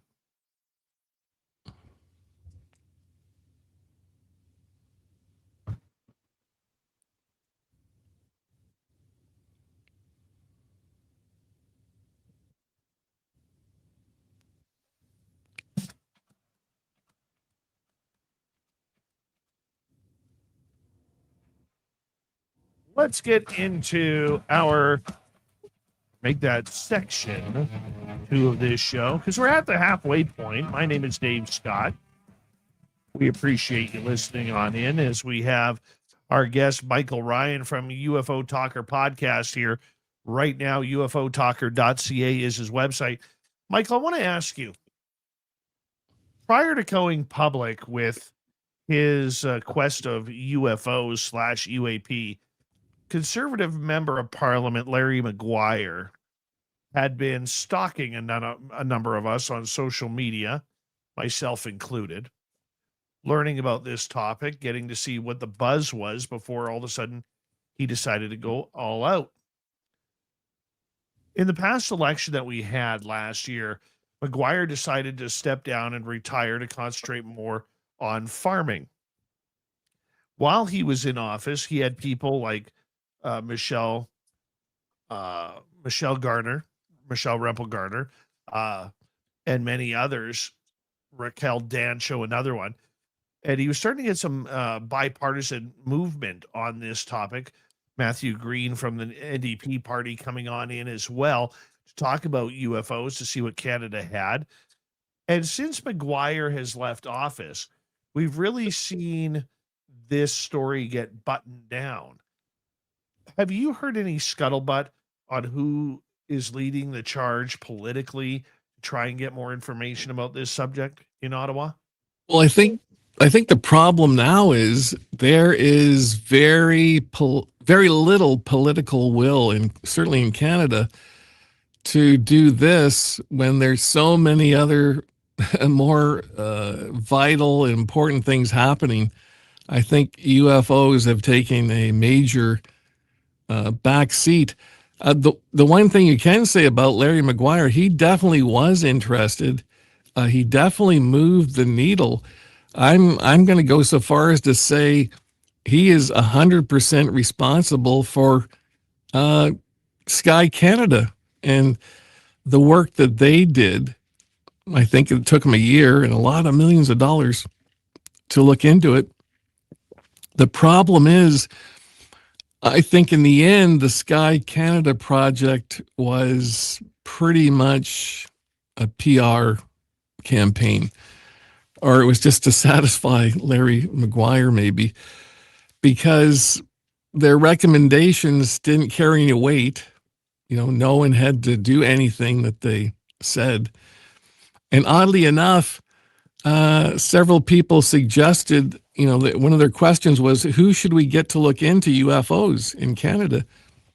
And the RCMP came up several times. And I thought, well, I can second that motion because they've got a detachment everywhere. They're trained like we've talked before. It is actually the perfect organization to do it. But the problem is, do you want your RCMP officers looking into crime or investigating UFOs? So I totally get that. Unfortunately, they would be the best people for the job, but at least publicly, they're not supposed to look into UFOs. And I think UFOs, the topic of UFOs in the Canadian government, that is totally dead right now. I think it'll be a few years before anyone in the Canadian government gets interested in UFOs. We know that Justin Trudeau was read in at minimum 3 times. We have learned that Mark Carney, the new prime minister for the last year, has been read in at least once on this topic. I know there's a lot of economic strife in Canada, the tariffs and everything, elbows up, elbows down, whatever you prefer, that's really up to you. But politics aside, or the strife aside, I don't see UFOs being a hot button of topic for Mark Carney. Do you? No, I definitely definitely UFOs is not on Mark Carney's list of what he needs to accomplish in the next few days. He's I don't know if even most Canadians know this. He's a very well educated guy. He was also the leader of the Bank of Canada, the only non-British person that was the leader of the Bank of England. And I think he worked at Goldman Sachs for at least 16 years. So economically, he is the guy you want right now to be doing all these things across the world, getting business and all that. I just can't believe he would spend any time thinking about UFOs. I think it's way too much to think about. Do you see a time where Sky Canada comes out with more information? No, like me personally, I think Sky Canada was probably a waste of money. I think it was just something that I truly believed they just thought, let's just appease Larry Maguire. He keeps pushing and pushing and pushing. We'll do this and that'll make him happy. I really believe that's all it was, because like I mentioned, they have all their recommendations have no power. It really was, I don't know what it was. It was just something to make you feel good. If they really wanted to get in a more serious kind of way, there's a report in Canada that comes out Monday through Friday. It's called the Cador's Report. And what it is it's the civil aviation, all the civil aviation problems that happen in Canada on a daily basis. And some of the things that happen are UFO related. And if you look at this report, I don't do it in the summer. Our show UFO Talker is on hiatus right now, so I don't read them now. But during our podcast season, I actually read every one of these reports that comes out every day, and there's usually about 200 entries in there. And my wife always says, what you need is a life, because it's a lot of tedious work. But every now and again, you find a real good UFO story in there. Now, the only problem is it's a line. It mentions maybe the airline and just they saw something and just very, very brief. And so early on, I would try to follow up on this. I would phone the airline. I would phone Nav Canada, and you would basically get nowhere. They were not interested in talking to you, or I think probably anybody. And I thought, if you're going to do something serious, here's a group that's doing this. Maybe just add one or two people to look into each one of these cases that pilots see, and they are still being seen. And oddly enough, I've talked this point over with a journalist that works for a major TV network in Canada. And what we were finding is they didn't like people calling them about the UFO stories. So instead of calling it a UFO, because it has a search where you can type in UFO and it'll go right to those topics, instead of calling them UFOs, they started calling them drones. But when you could read the report, you could see that, there are some drones, that's legitimate, because I read every one of them. But there's some of them, you can just tell by the way they're worded. Yeah, that wasn't a drone. I would like to find out more about this. Something we've had on an aviation expert on our show, who's actually an expert in drones. A lot of these drones that they talk about in the Cador's report, and I've also seen this in the U.S. as well, they say, the pilot saw a drone. It was at 20,000 feet.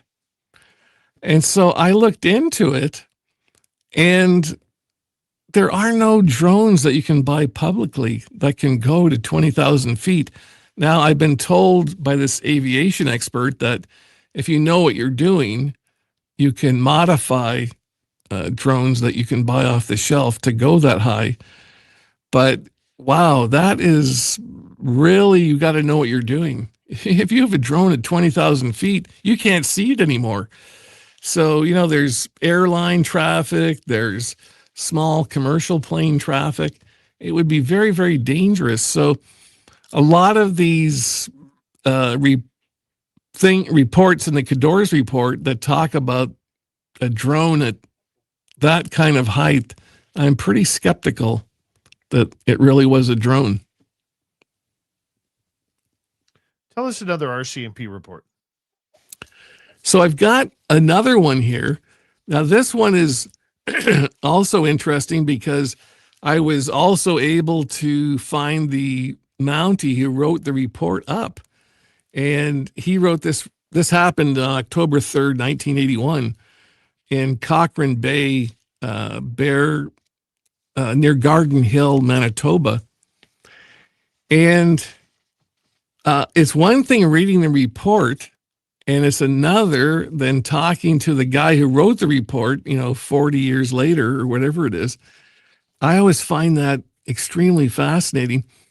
So what happened was a man and his wife and his 3 kids, and I think there were ages from like 13 to 8 in that group. They were in a aluminum motorboat, and they were chopping wood near dusk. Now, where this is, it's pretty remote. So people up there, and especially in 1981, probably it still is that way. It's a pretty hard life, right? This isn't like, if we live in a city, it's nothing like that. So they had to go out, find wood, chop it, and bring it back in their boat. So they're coming back at approximately 8:45 at night in the boat. So everything's pretty dark by now. And the wife is in the front of the boat, and she's turning to look back at her husband who's at the motor, and she notices there's a very bright light kind of descending what it looked like towards them and towards the lake. So she got her husband's attention. He looked, and yeah, this was crazy. So he turned the motor off, and because he wanted to hear it, because he thought, this doesn't look like a helicopter, but I want to hear that there's a motor or something like that. So they turned off the motor. There was dead silence, no sound. So then this object got closer and closer, and it got to within about 100 yards of the back of their boat. And this is incredible to hear this part. The object, which he said was near 200 feet wide, came within 5 feet of the surface of the water. So as it started to get closer and closer to them, but it always remained this 100 feet or so behind them, the motor went dead. So now he couldn't start the motor. It was out. So all he knew was he had to get to shore to protect his family. And as he put in the oars and started rowing, what they noticed was like little arcs of like lightning or electricity going from the bottom of the craft to the top of the water, and like just going back and forth. And that caused him to row a lot faster. And then, for whatever reason, it started going from one side of the lake to the other side of the lake, but almost instantaneously. So not slowly, but almost in the blink of an eye. So they finally made it to shore, and he got his kids, his wife, they ran into the bush and they hid behind a log, and they watched it for a bit, and then it stopped, and then it just shot off into the sky and became a star within a few seconds. And he got his family in the boat. He got back to his house. Now, by this time, it's almost 11 o'clock at night. So he called the RCMP at 11 o'clock at night. Now, keep in mind where they are, this Garden Hill area, it is pretty remote.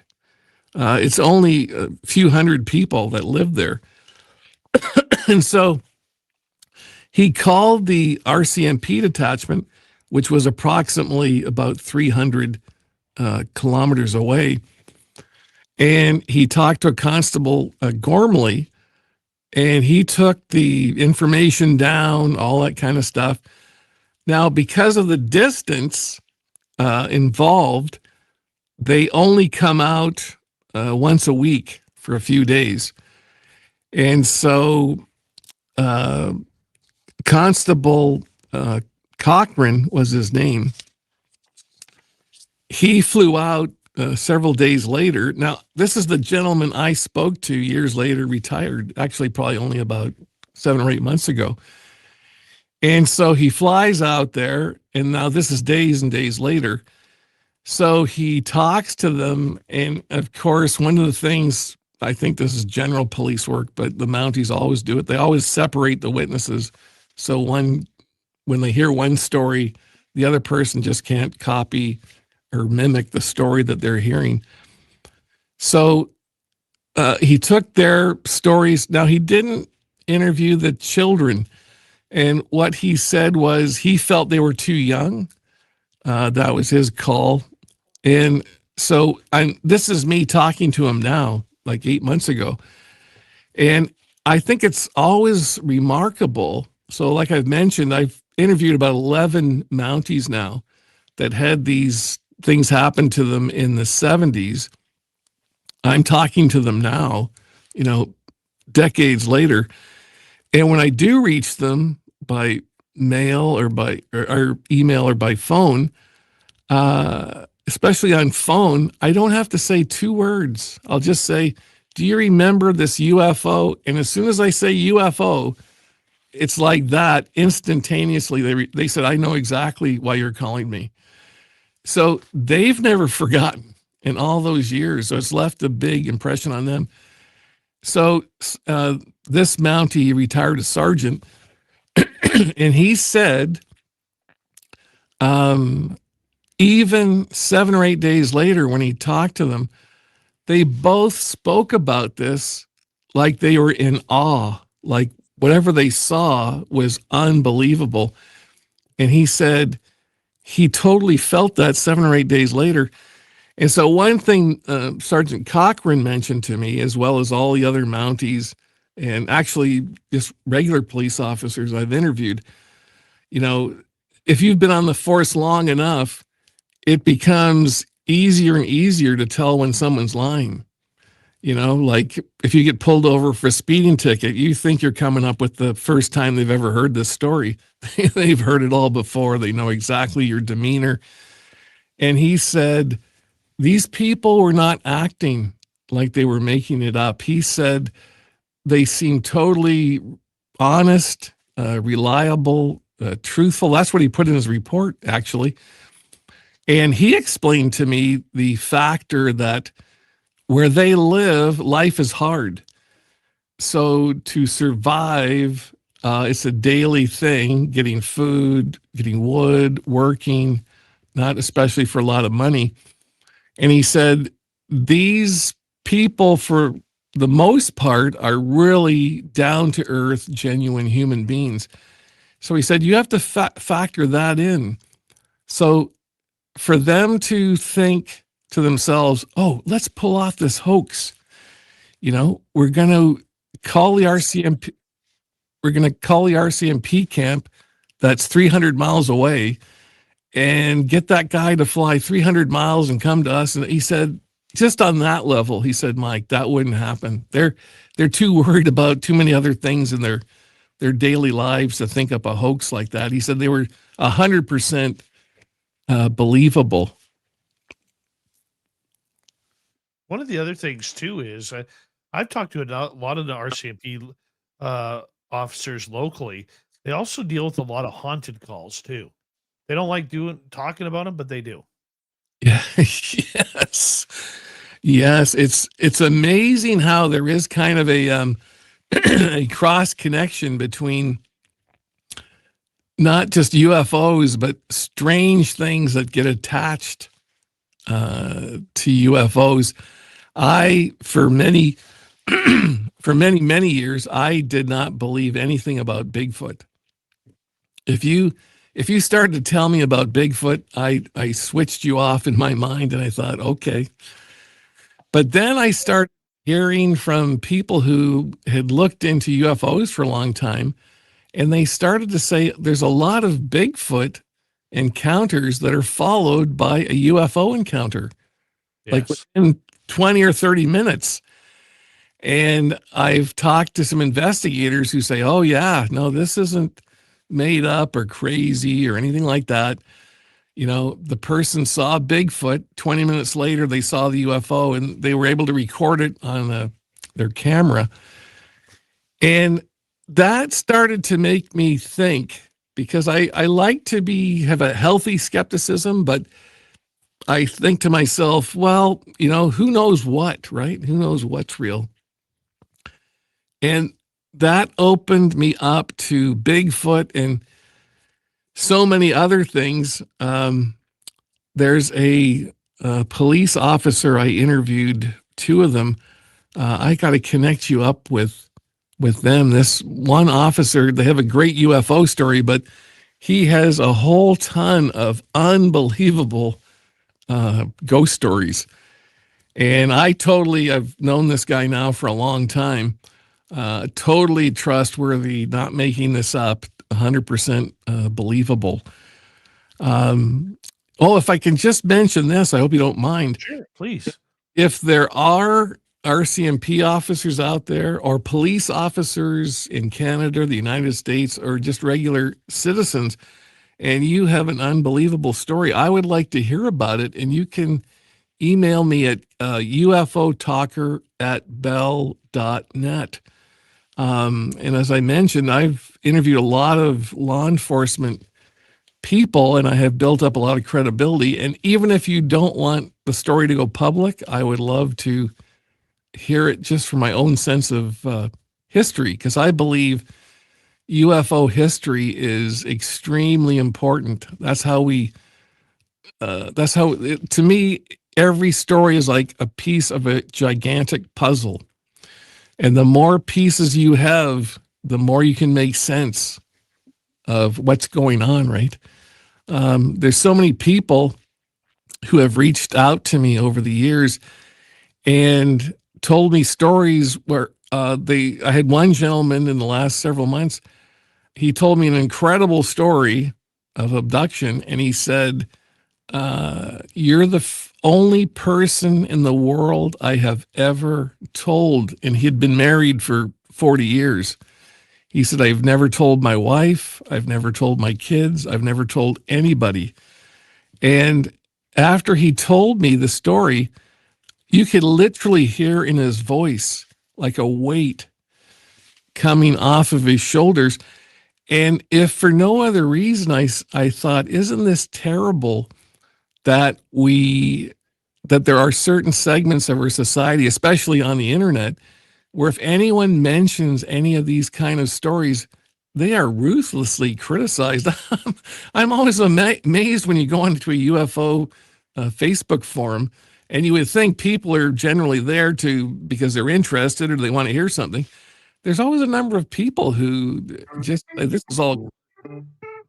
Michael Ryan, thank you for coming on Spaced Out Radio. We're definitely going to have you back. You're awesome. Swamp Dweller and Terry Hall next.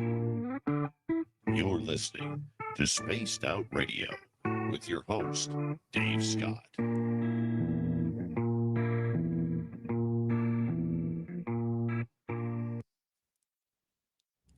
Geez, that went very fast.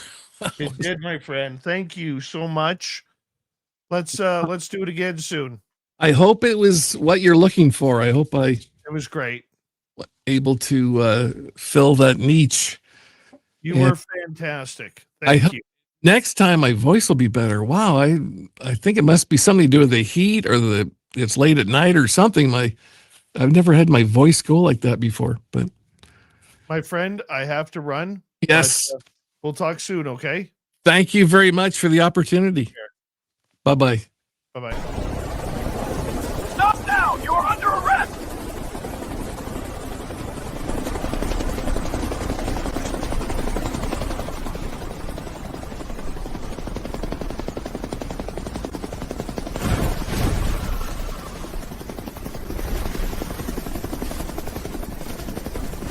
Hands up! Don't move! Don't get caught without your spaced out radio merchandise. We have t-shirts, mugs, hoodies, socks, hats, stickers, and so much more. Whatever you're looking for, we have you covered. Why just be a fan of the paranormal when you can look the part? We don't have ugly merch, folks. Check out the Spaced Out Radio store. Find the link in the description below.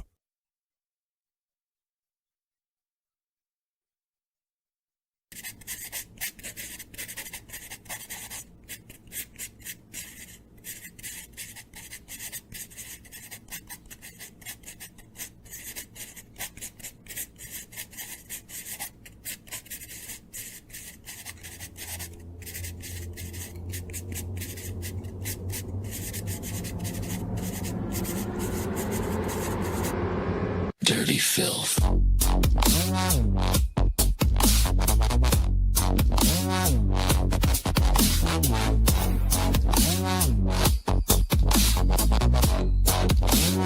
Dirty filth.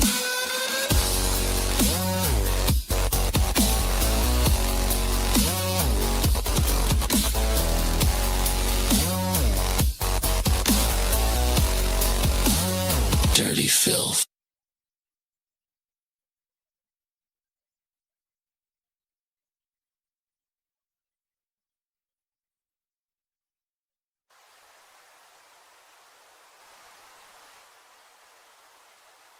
Object is heading north 045 degrees.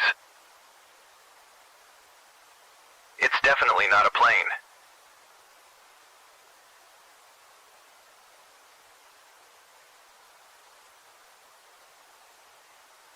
It seems to be tethered to something.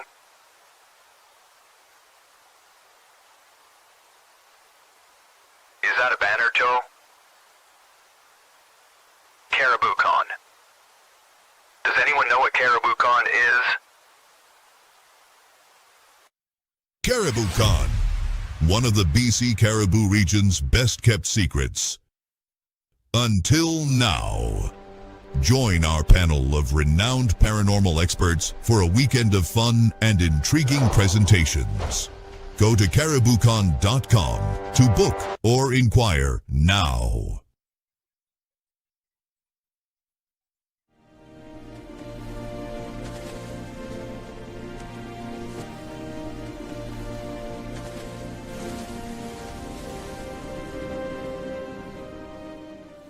Over here.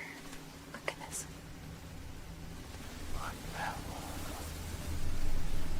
Discover Spaced Out Radio on all your favorite platforms. We're live every single night with the best in UFOs, cryptids, paranormal, and the unexplained. And you can find us on all your favorite platforms. Head over to Instagram for behind the scenes and daily weirdness, TikTok for quick mind-bending clips, Facebook for community discussions, and X for real-time updates and hot takes. Wherever you scroll, Spaced Out Radio is there. So go search Spaced Out Radio on every platform, hit follow, and turn on notifications so you never miss a single episode. The weird is waiting. See you there.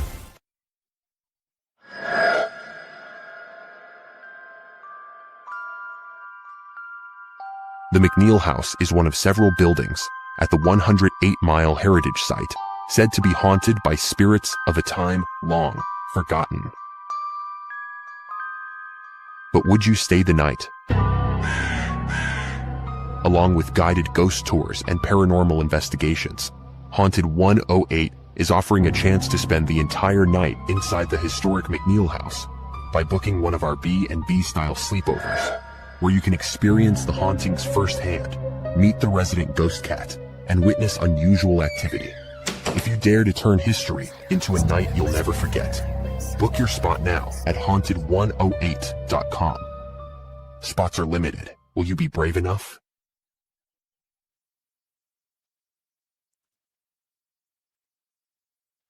All right, we bring in Terry Hall and his gorgeous mustache. Terry, how are you? Doing wonderful. How you doing this evening? Beard of knowledge. T-Bone and Vaughn have totally blown my mind tonight. Guys, I got home from work at 8 o'clock tonight. I ate dinner and I came right into the studio. I've been going since 7:15 this morning. I am so worn, but guys, I had a hard day and you guys just made this so special. I apologize that I'm not more emotional over it, but thank you for the love. That's extreme love. Thank you. Here we go, everybody.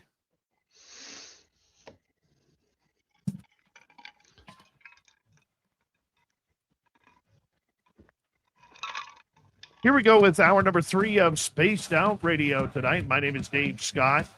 Thank you very much for tuning us in as we prepare for Swamp Dweller and Terry Hall with the weird news of the week. Before we bring them in, we want to say hello to all of you listening in on our terrestrial affiliates around North America, digitally on every major podcast network. Our website, spacedoutradio.com. We have a plethora of features for you. Rock out to Bumblefoot, read the news wire, check out our swag as well.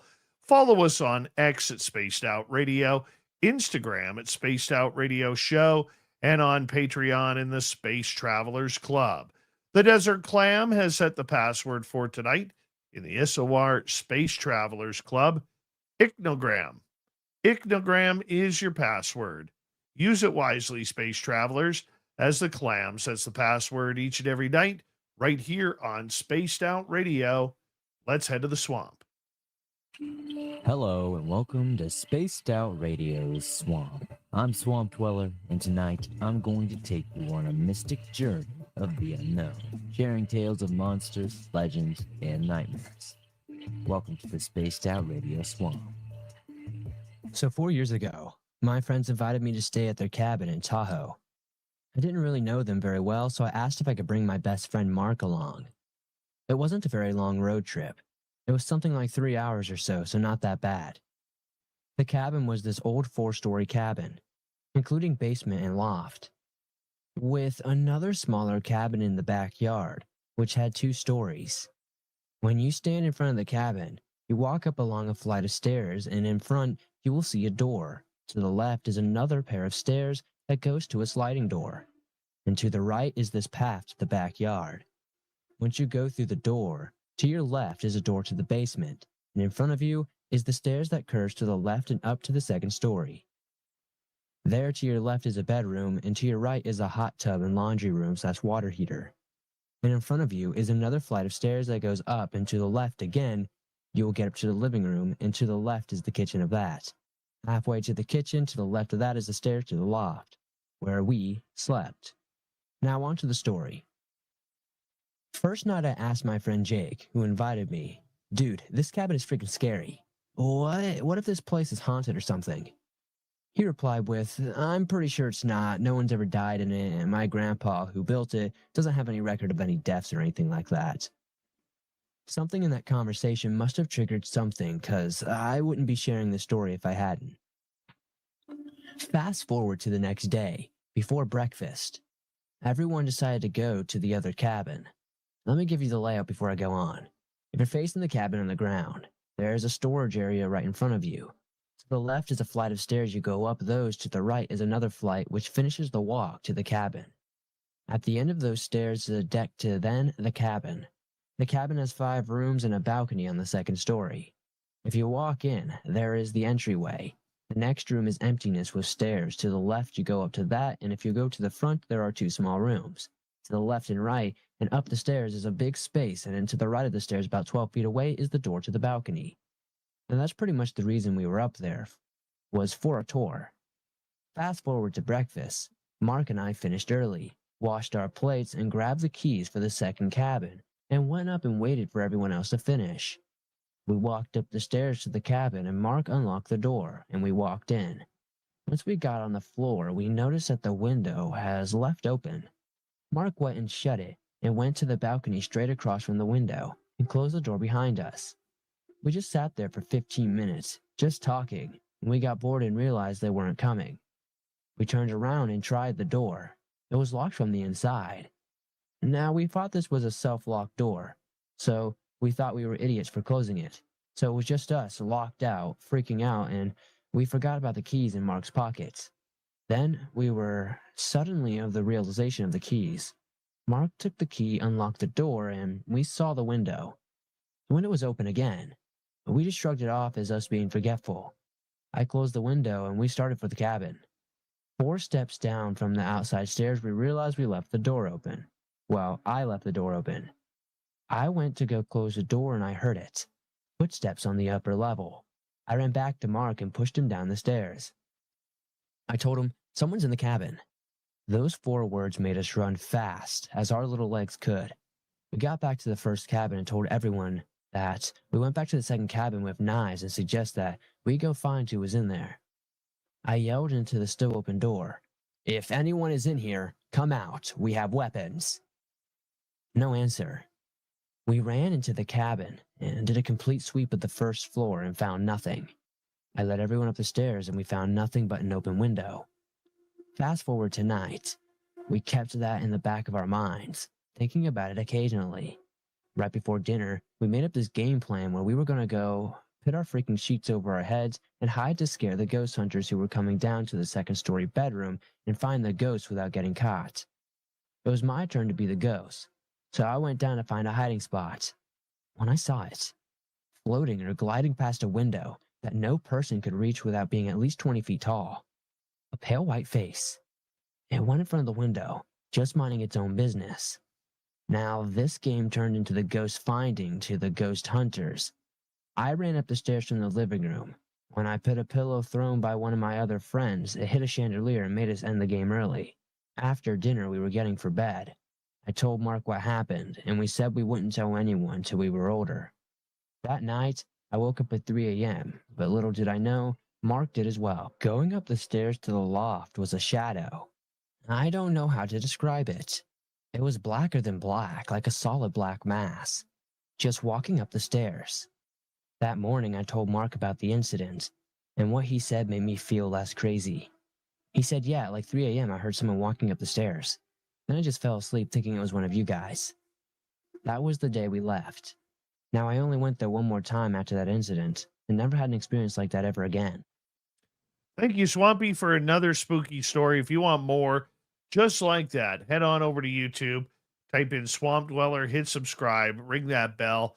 Thousands of stories for you to listen to each and every night, day and night again, unless you're listening to this show. Swamp Dweller on YouTube, hit subscribe. It's time for Terry Hall and the weird news of the week. Terry Hall's got a mustache, damn and proud of bold. Got secrets to be told. When these false Bigfoot tracks goes to won't behave. You go into the cosmic way. Reviews of the week, get strange and it's wild. From the reality to the unexplained fall. With Terry Hall involved, the stack and small.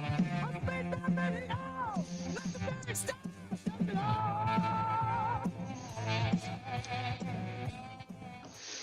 Terry Hall and his great mustache comes in each and every week to give us the entertainment in the weird news that's around us. Terry, thank you so much for being here. How you doing, buddy? Thank you for having me. I'm doing great. Hey, Dave, I got to say something here. Guys out in Spaced Out Radio Land, did you know that when you become a member of Spaced Out Radio, that Dave is so awesome, he gives you your first month for free? Dave gives you your first month for free. So you got nothing to lose. Reach out, become a member. You'll get familiar with the website. You get all the special little loops and tricks and goodies and stuff. And the first month is free. I love it. Yeah. I love So it. we got some juicy ones this week, Dave. We can go with gold. We can go with art. We can go with pets. We can go with Florida. Well, we can always go with Florida, man. I So don't even have a coin to flip here for you. I tell you what, why don't we start off? It might sound like a Florida man story, but it's not. This is nature gone wild, Dave. Okay. You've probably heard of iguanas falling out of tree when it gets too cold down in Florida. Yeah.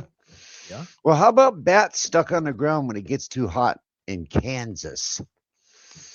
According to a report from KCWH, the Kansas Department of Health and Environment says that hot spells stress bats and they fall, unable to take flight in the intense heat.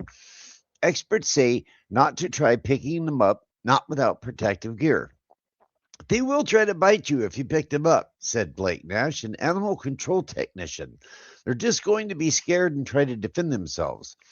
He also says to be wary of bats that appear dead. Even if they're alive, they can sit there and almost seem like they're dead, so they may not make any sound or move until you touch them.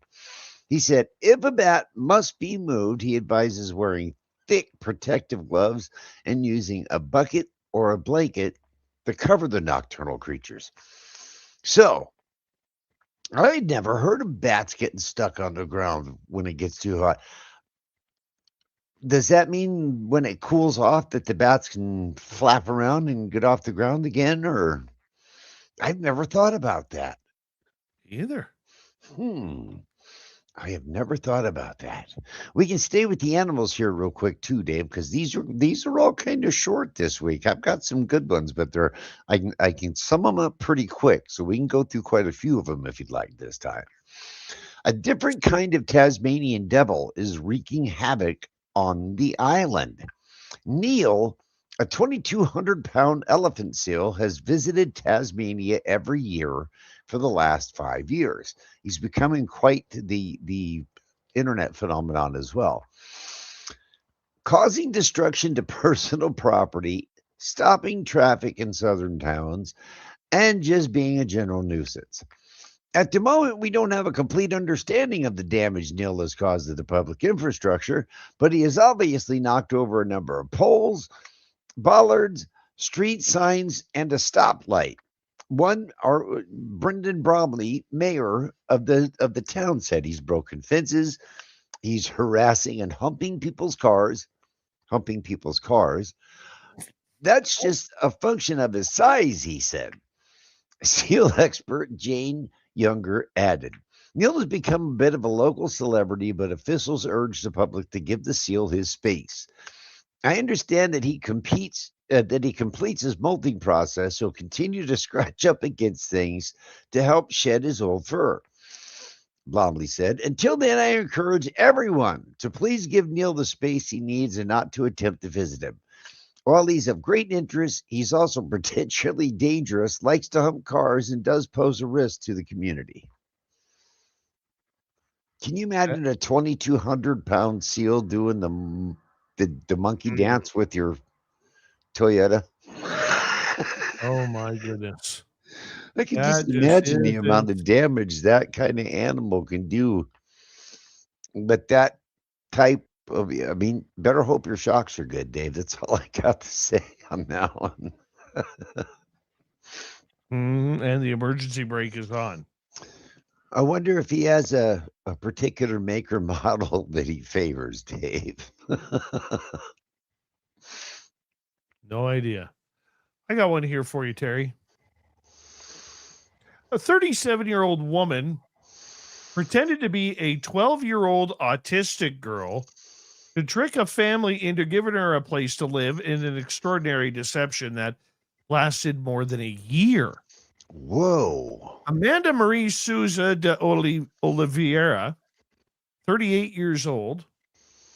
All right, hold on.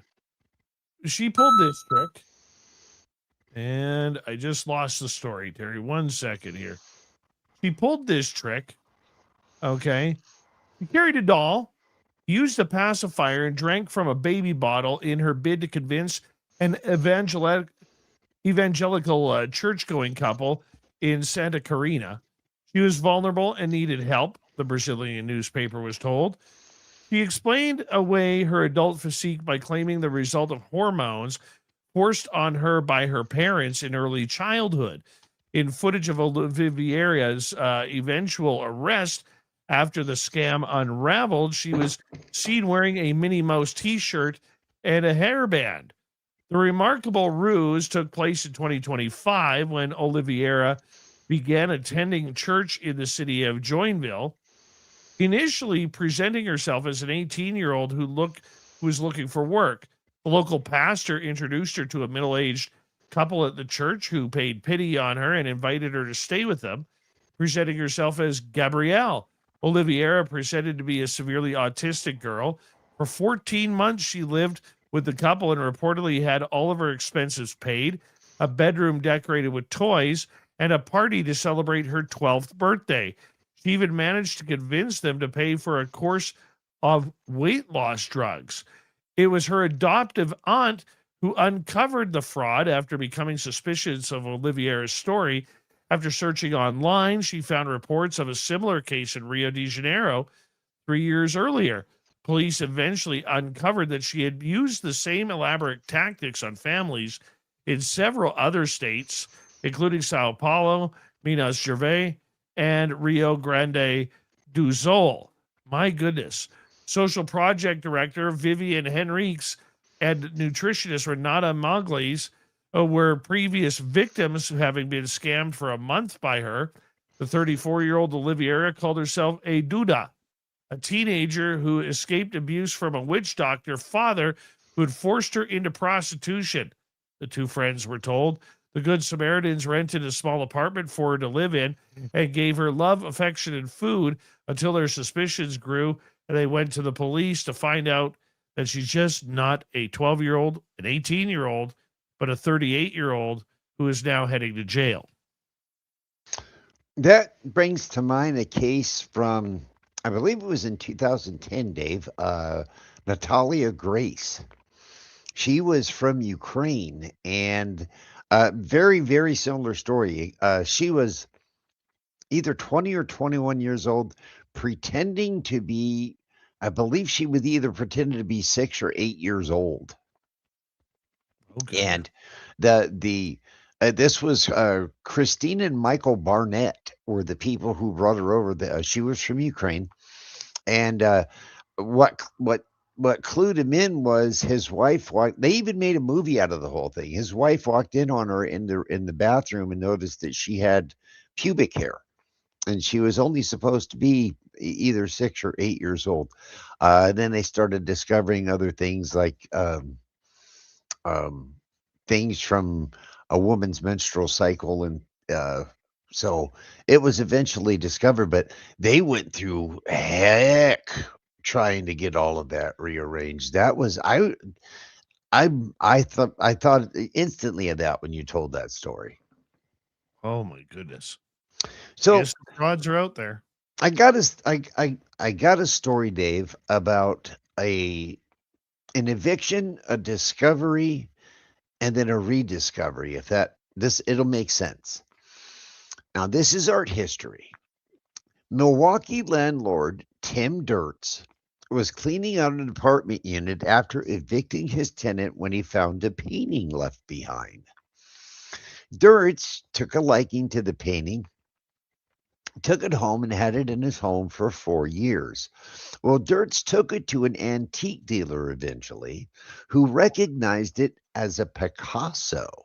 Oh my. Possibly worth in upwards of $50,000.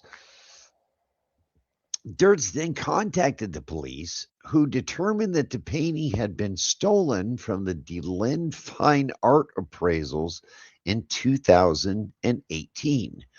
When police contacted the owner, Bill DeLinde, he recognized the work as the Torrio print signed by Picasso himself.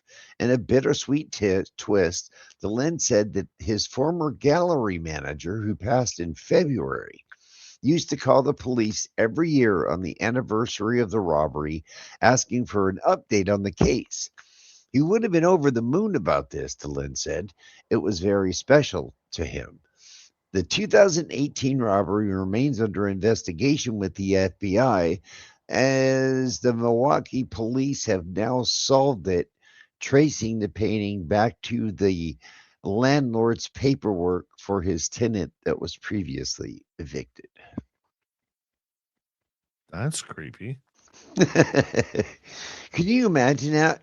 You find a painting, you've got it hanging in your home for several years, and you finally say, you know what, I might just have somebody take a look at this. Then you get that rush. Oh my goodness, it's a Picasso, and it could be worth 50 grand. And then you find out that it's been stolen, and you have to give it away. I mean, no choice. So I'm going to ask a question tonight, because there is another story about a Florida man, but I can sum this one up relatively easy and quick, but it does come to a morals question. A man was walking down the beach in Florida and found a bag that literally had $4.5 million in cash in it, and turned it into the police. If you, Dave, were walking down the beach and found a bag that had $4.5 million, untraceable, untaxable, nobody knows you've got it, it's just a bag full of money, would you take it to the police? Oh my. Let me think about this for a second. Here's the thing. You know that money is illegal. You know it is. Because somebody isn't carrying $4.5 million in a bag, taking it to the beach to go get a suntan. Mm-hmm. You know it probably washed up. Right. Which means that there is zero chance that money could ever be traced and you could ever be found. Exactly. Would you take it to your local police? If I was walking through the woods here, let me put it in a more realistic way for me. Okay. If I was walking through the woods here, and all of a sudden, let's say I see a duffel bag in the middle of a logging road or on the edge of a logging road, I open it up and there's $4.5 million in there. What would I do? The right thing to do would be to turn it in. That's the right thing to do. I don't know if I would make that right decision. And when I say I don't know if I would make that right decision, I'm talking a percentage of about 95%. I don't think I would make the right decision. Well, I don't know if you... Now, let's talk about that right decision for just a minute. I'm not very comfortable with the way that my government is spending money. Giving it to police, a police department, it would just be funneled back into the state's fund. And I'm just thinking of how much good that I could do with $4.5 million. Immediate family members, friends. How do you get it into your bank? Pardon me? How do you get it into your bank? Why would you be worried about putting it into a bank? It's not like you need to collect the interest off that money, Dave. No, but on the flip side, you couldn't go buy a car. You couldn't pay off your mortgage. Sure you could. Do anything. Buy a car off Facebook Marketplace. And as far as paying off your mortgage, why would you need to worry about it? Just make those payments every month like you have been. Undercover. Sure. Right? All right. Another way to... $4 million? We'll find out. Let us know on social media. Terry Hall, the Weird News of the Week continues after this. This is Spaced Out Radio. Your host, Dave Scott.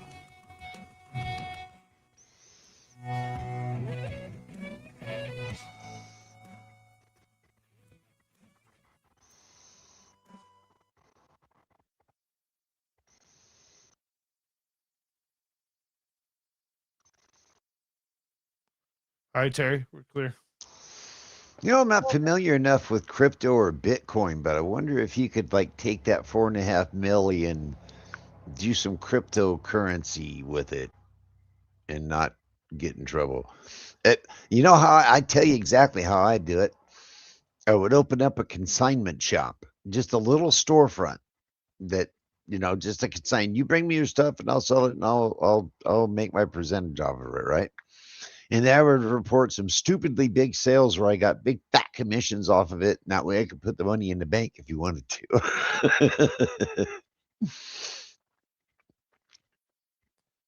Dave, we've got bear stories, and we've got chicken stories, and we've got Love it. fried chicken stories. And, you know, and in the chat last night on the show, I seen somebody talking about cooked iguana.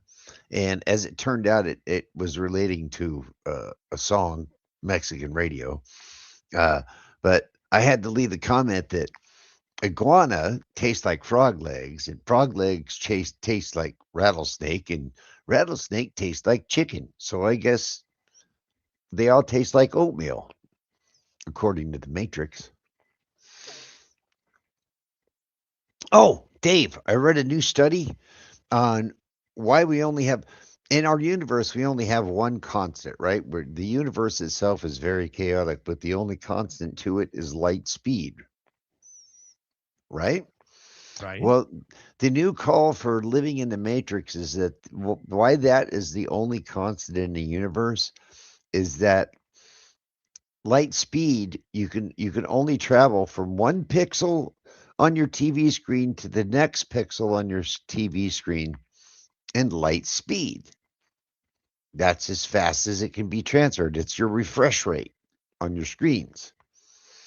So that's another backup for we are actually living in the Matrix. Is the only constant we have is light speed, and that means that we could only travel so far on the screen that we're being watched on.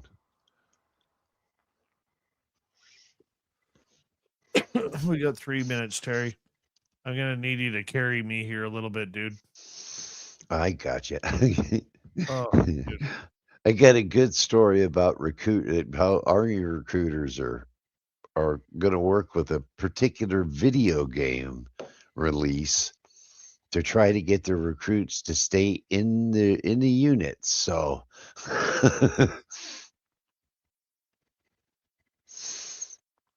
233. 233.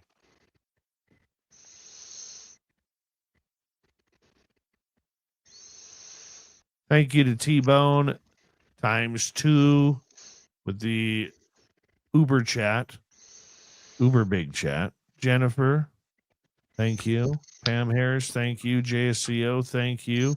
Vaughn Patrick ×2, thank you for the incredible super chats, guys. We really appreciate it. Thank you for the love.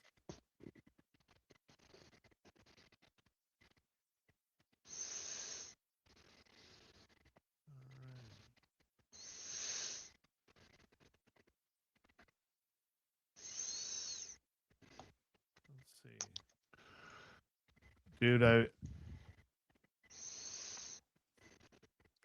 I'm so glad I'm off the next few days. Really, really thankful. Going hockey pad shopping. Oh, dude, my eyes are so, and I hate to say this because Terry, I push and trudge through everything. Mm-hmm. My eyes are so heavy right now, I can't even read the chat room. That is exhaustion. That's just not tired. That's tired. Oh, I'm blown out right now. I am blown out. You got a awesome couple of days with your kid coming up here, Dave. I know. He's so excited to see us tomorrow. And he actually is wearing hockey pads. I gotta get his gear ready for tomorrow. Hey, we want to give a big shout out to all of our great the people with the wrenches. What's their names? Our moderators. Thank you guys for serious love. Greatly appreciate it. You guys do a great job in keeping our chat room safe and happy. So thank you very, very much. We're coming back in 12 seconds, man. Watch out for those rent swingers.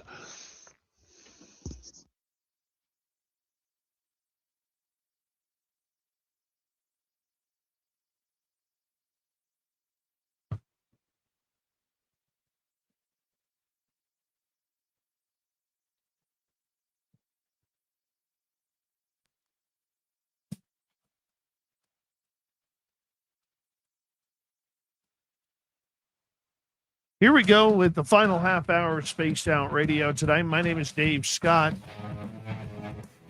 Terry Hall in the Weird News of the Week is here. And Terry, I got a weird one for you, an animal story.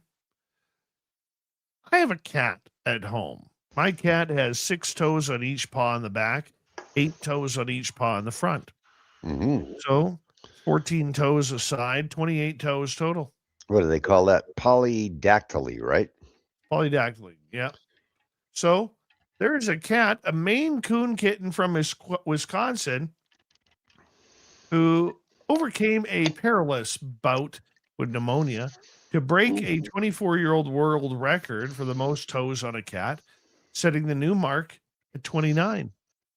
Wow. Erebus Anomaly's unique story received national attention when the ABC World News Now program recounted what was one of his owners calling a miraculous recovery from illness from infancy. This cat has so many toes. Furthermore, Erebus's biological father was born with 6 toes on each paw, giving him a total of 24, which is 6 more than the normal amount for a cat. But Erebus, in other words, said, "Hey, Dad, I'm going to beat you to this. Going to absolutely get it."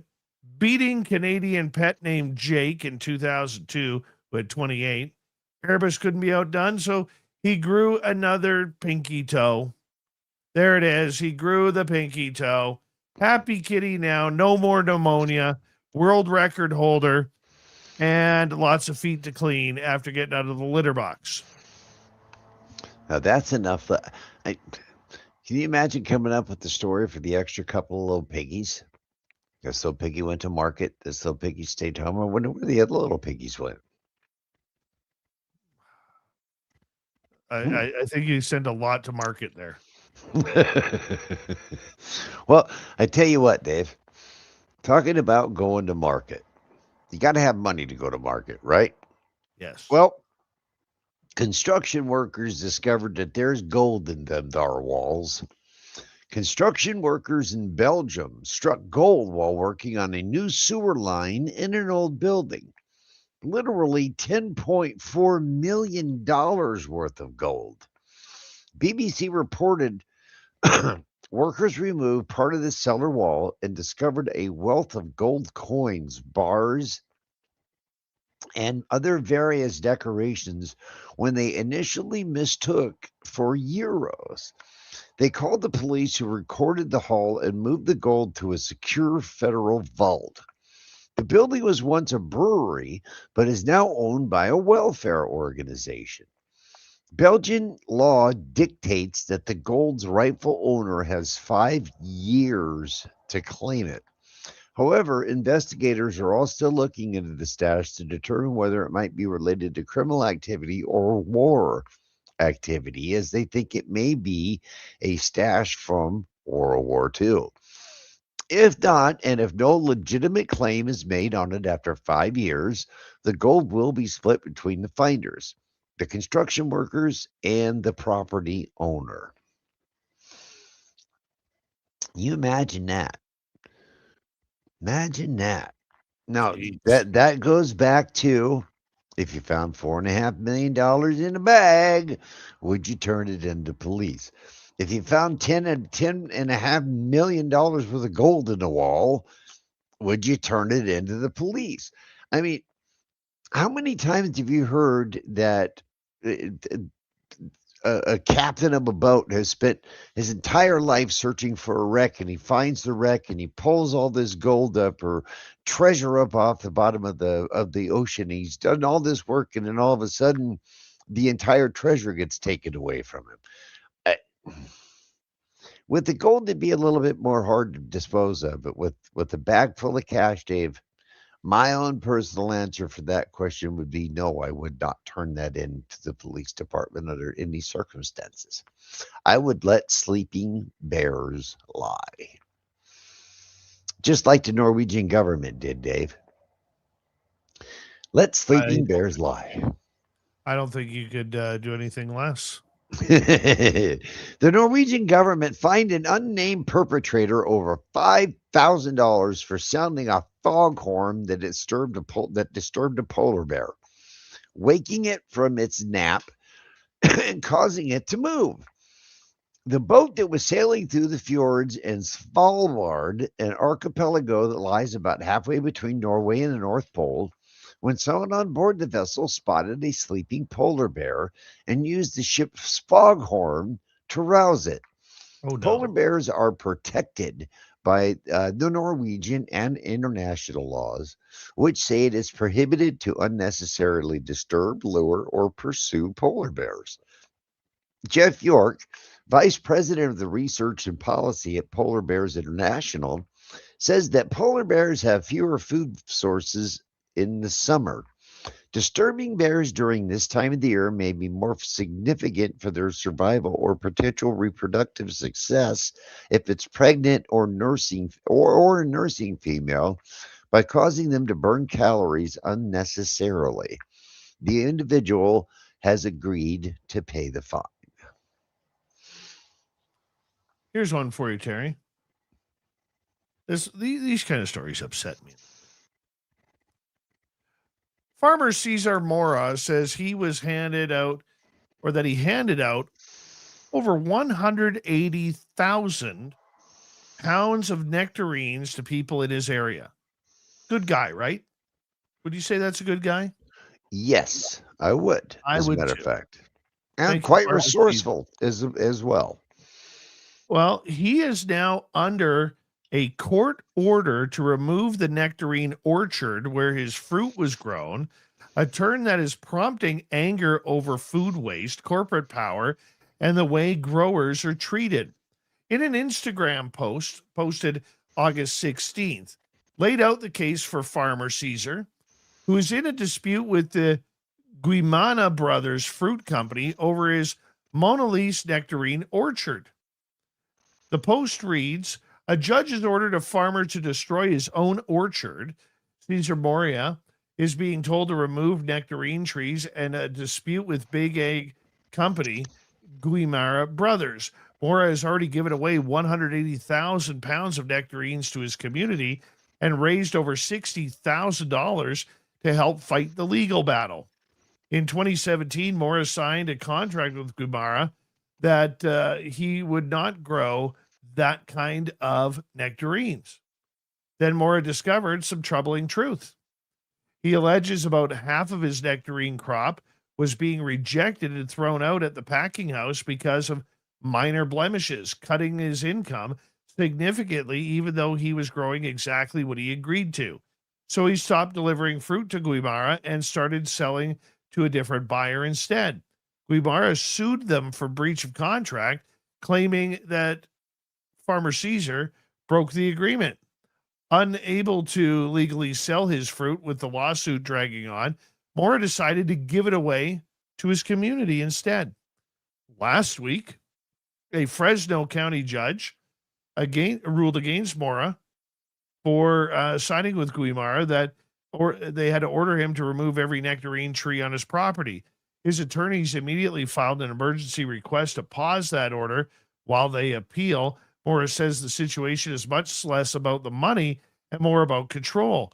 You can help by funding No Nectarines Wasted on the Instagram page. You know, I think it's great that he gave it away. At least the food isn't going to waste. And God knows I love nectarines. If I was there, I would be pounding back nectarines left, right, and center. I would. But man, a contract is a contract, man. I'd like to know how long that contract was for. That, Dave, and that brings up another very interesting problem that farmers in America, farmers all over the world are facing. The ability to hold seed from your crop rather than having to purchase the seed that you're growing under contract. Once they started splicing genes and genetically modifying seeds, they were then able to patent said seed and control the use of said seed, right? And like you said, a contract is a contract. It just so happens that probably those nectarines that gentleman is growing is a very specific developed seed and is therefore owned by the company, the Guillermo brothers or whatever their name is. And like you said, hats off to the gentleman for providing for people. But once again, business is business. A contract is a contract. And if that is an exclusive strain to that particular company, that's a hard battle to fight. Huge battle to fight. What else you got for us, Terry? Well, let's go to a finger-licking good story. Now, this would upset me, Dave, and I'll tell you why. Because there's one thing I really like: cold chicken. Nothing like getting up at 1 o'clock in the morning and having that munchie, that real quick munchie that you got to get something that's satisfying. Cold Kentucky Fried Chicken, Church's Chicken, Pioneer Chicken. Well, WLKY reported on August 17th that a bear made its way into a home and helped itself to the KFC leftovers. Kendra North of Harlan County, Kentucky, said she had left her home's front door open due to lack of air conditioning units and forgot to shut it before she went to bed. The bear, estimated to have been between 600 and 800 pounds, wandered in, ate the leftover Kentucky Fried Chicken, biscuits, and the honey, and also shattered a glass table, while North slept right through the whole encounter, whose sister, who lives in a neighboring mobile home, was awoken by the bear.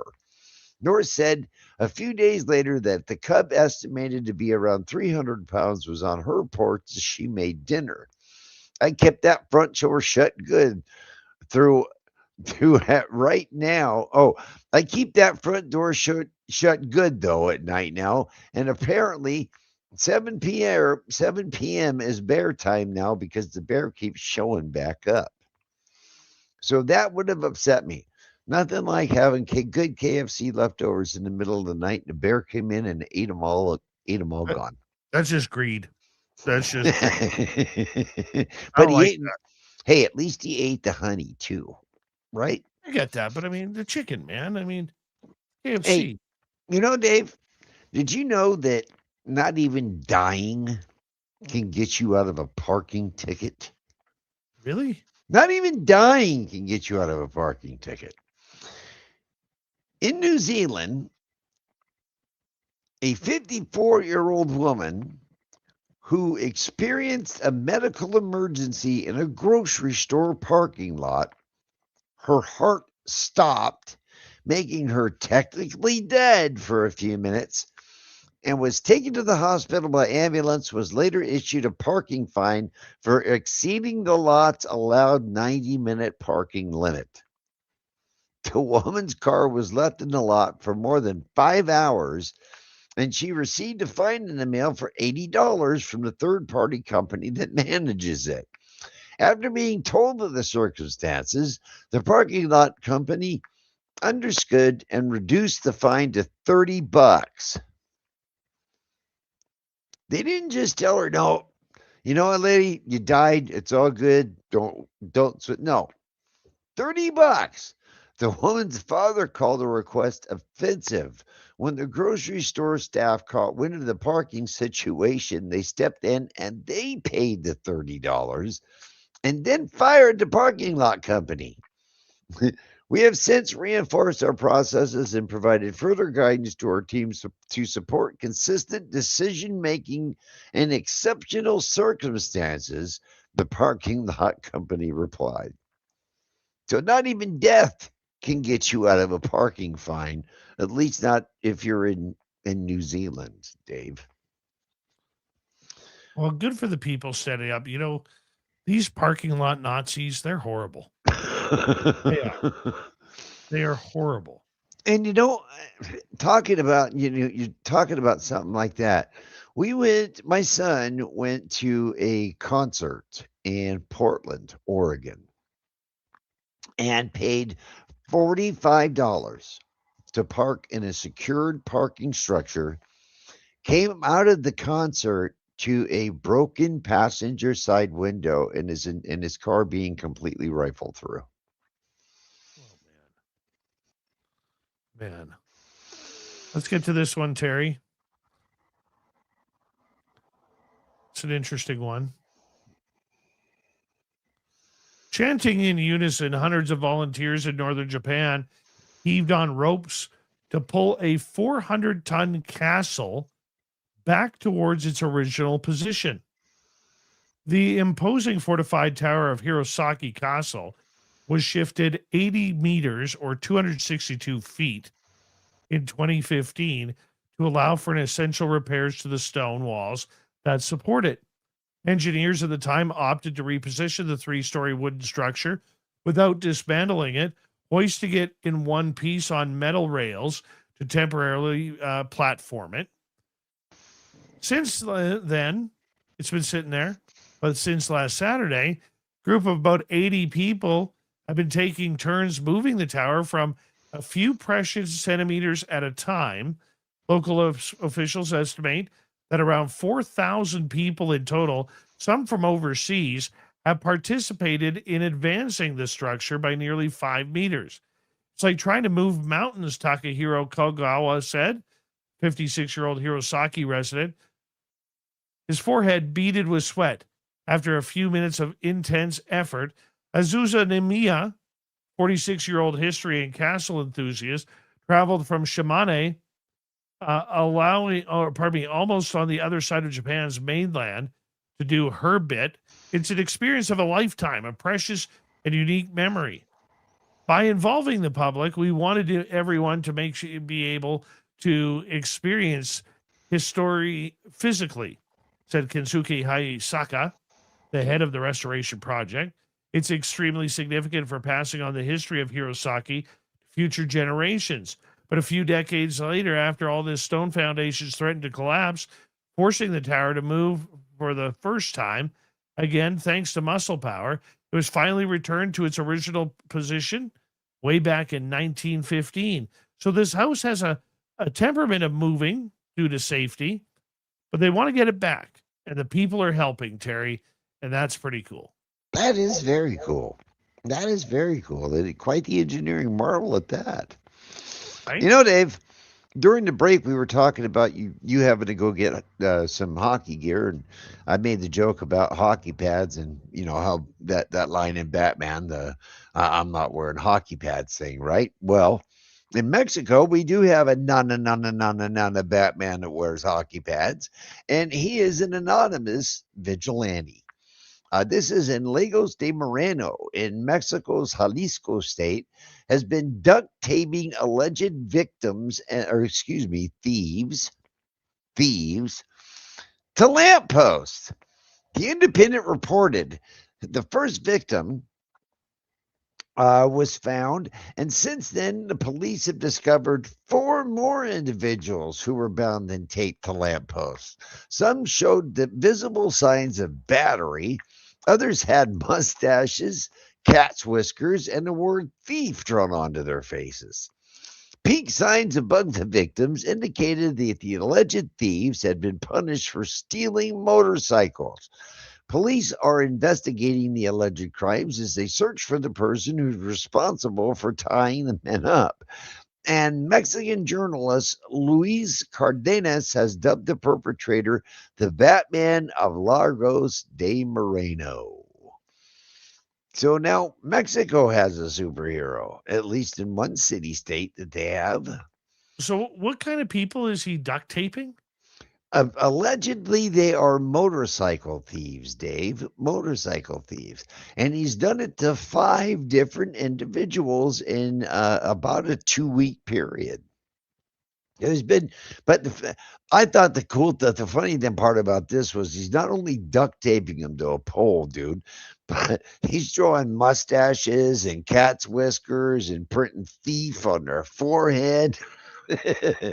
He's just having a good old time doing this. But you know what? The guy's got to be pretty handy, if you know what I mean. I mean, he's captured 5 different people, and he apparently, I mean, you're going to have to knock me out if you're going to duct tape me to a telephone pole. So that's a pretty good, yeah. Right. I wonder if the police know who he is.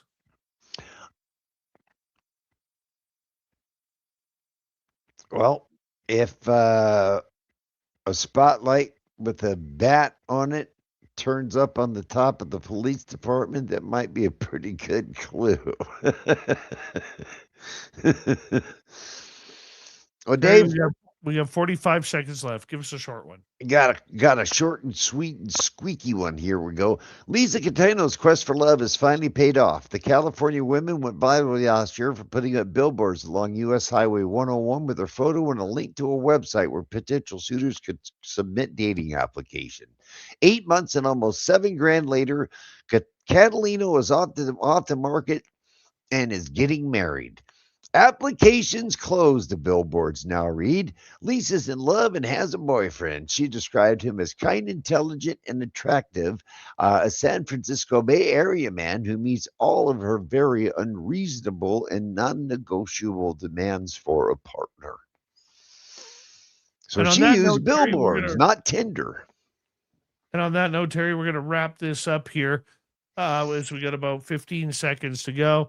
I want to say a big thank you to our guest tonight, Michael Ryan, for coming on in, talking about UFOs of the Royal Canadian Mounted Police. Great stories there, great research. Swamp Dweller for another spooky story, and our main man, Terry Hall, and his legendary mustache for coming in for the weird news of the week. Terry, we will talk to you next week as we say hello, Mr. Ron Bumblefoot Thaw. Rocking in the background with Little Brother is watching. Bumblefoot is the official music of Spaced Out Radio, rocking us in and out of every single show. Get your horns up for the guitar god himself. Special thanks to everybody listening in at work, at home, in your cars, wherever you may be. Thank you to everyone in our chat room tonight. YouTube, Twitch, LGAP, Facebook, Spreaker, LinkedIn, the Space Travelers Club, and on X, hashtag Spaced Out Radio. Remember, this show is copyright by Spaced Out Radio and Bigfoot Broadcasting Limited. Thank you so much for choosing to share your evening with us, because together, my friends, we're watching. We own the night. Mr. Bumblefoot, we need a favor. We need you to take us home.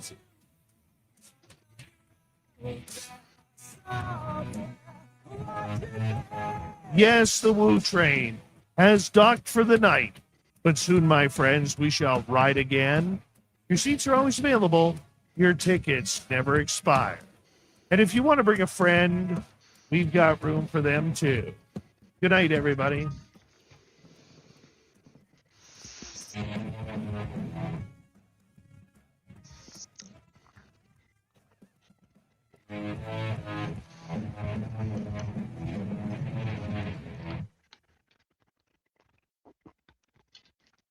Thank you, Terry. Absolutely, Boss Rooney. Go examine the inside of your eyelids. I will. I'm going to do Walter yet. Yeah, I know you do. I know you do. Well, it's been a pleasure, guys. Thanks once again for having me. I hope everybody has a wonderful rest of their night, day, wherever you are, wherever in the world. Thanks for being part of the SOR family. Thanks for having me, Dave, and have a wonderful rest of your night. All right, Terry, we'll talk to you soon, buddy. Love you.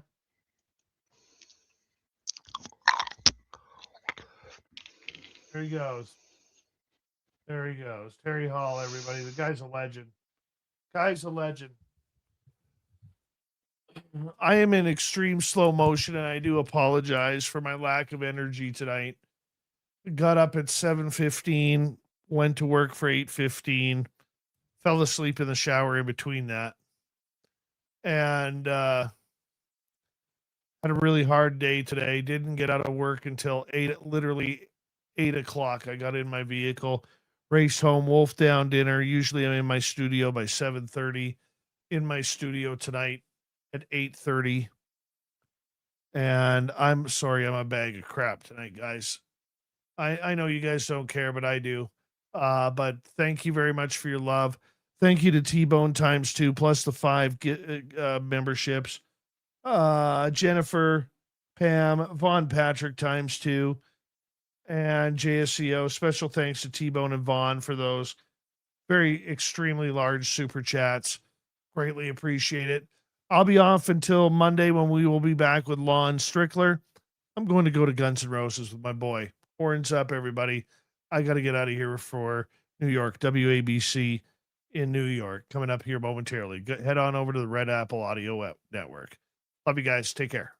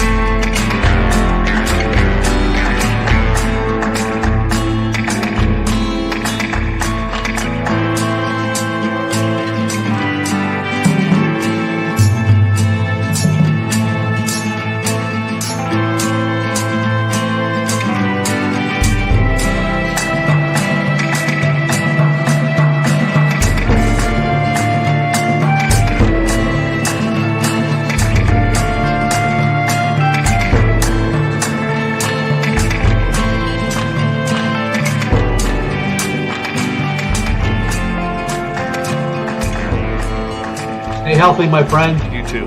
You need bail money, give me a call. Always, Dad. Take care. You too.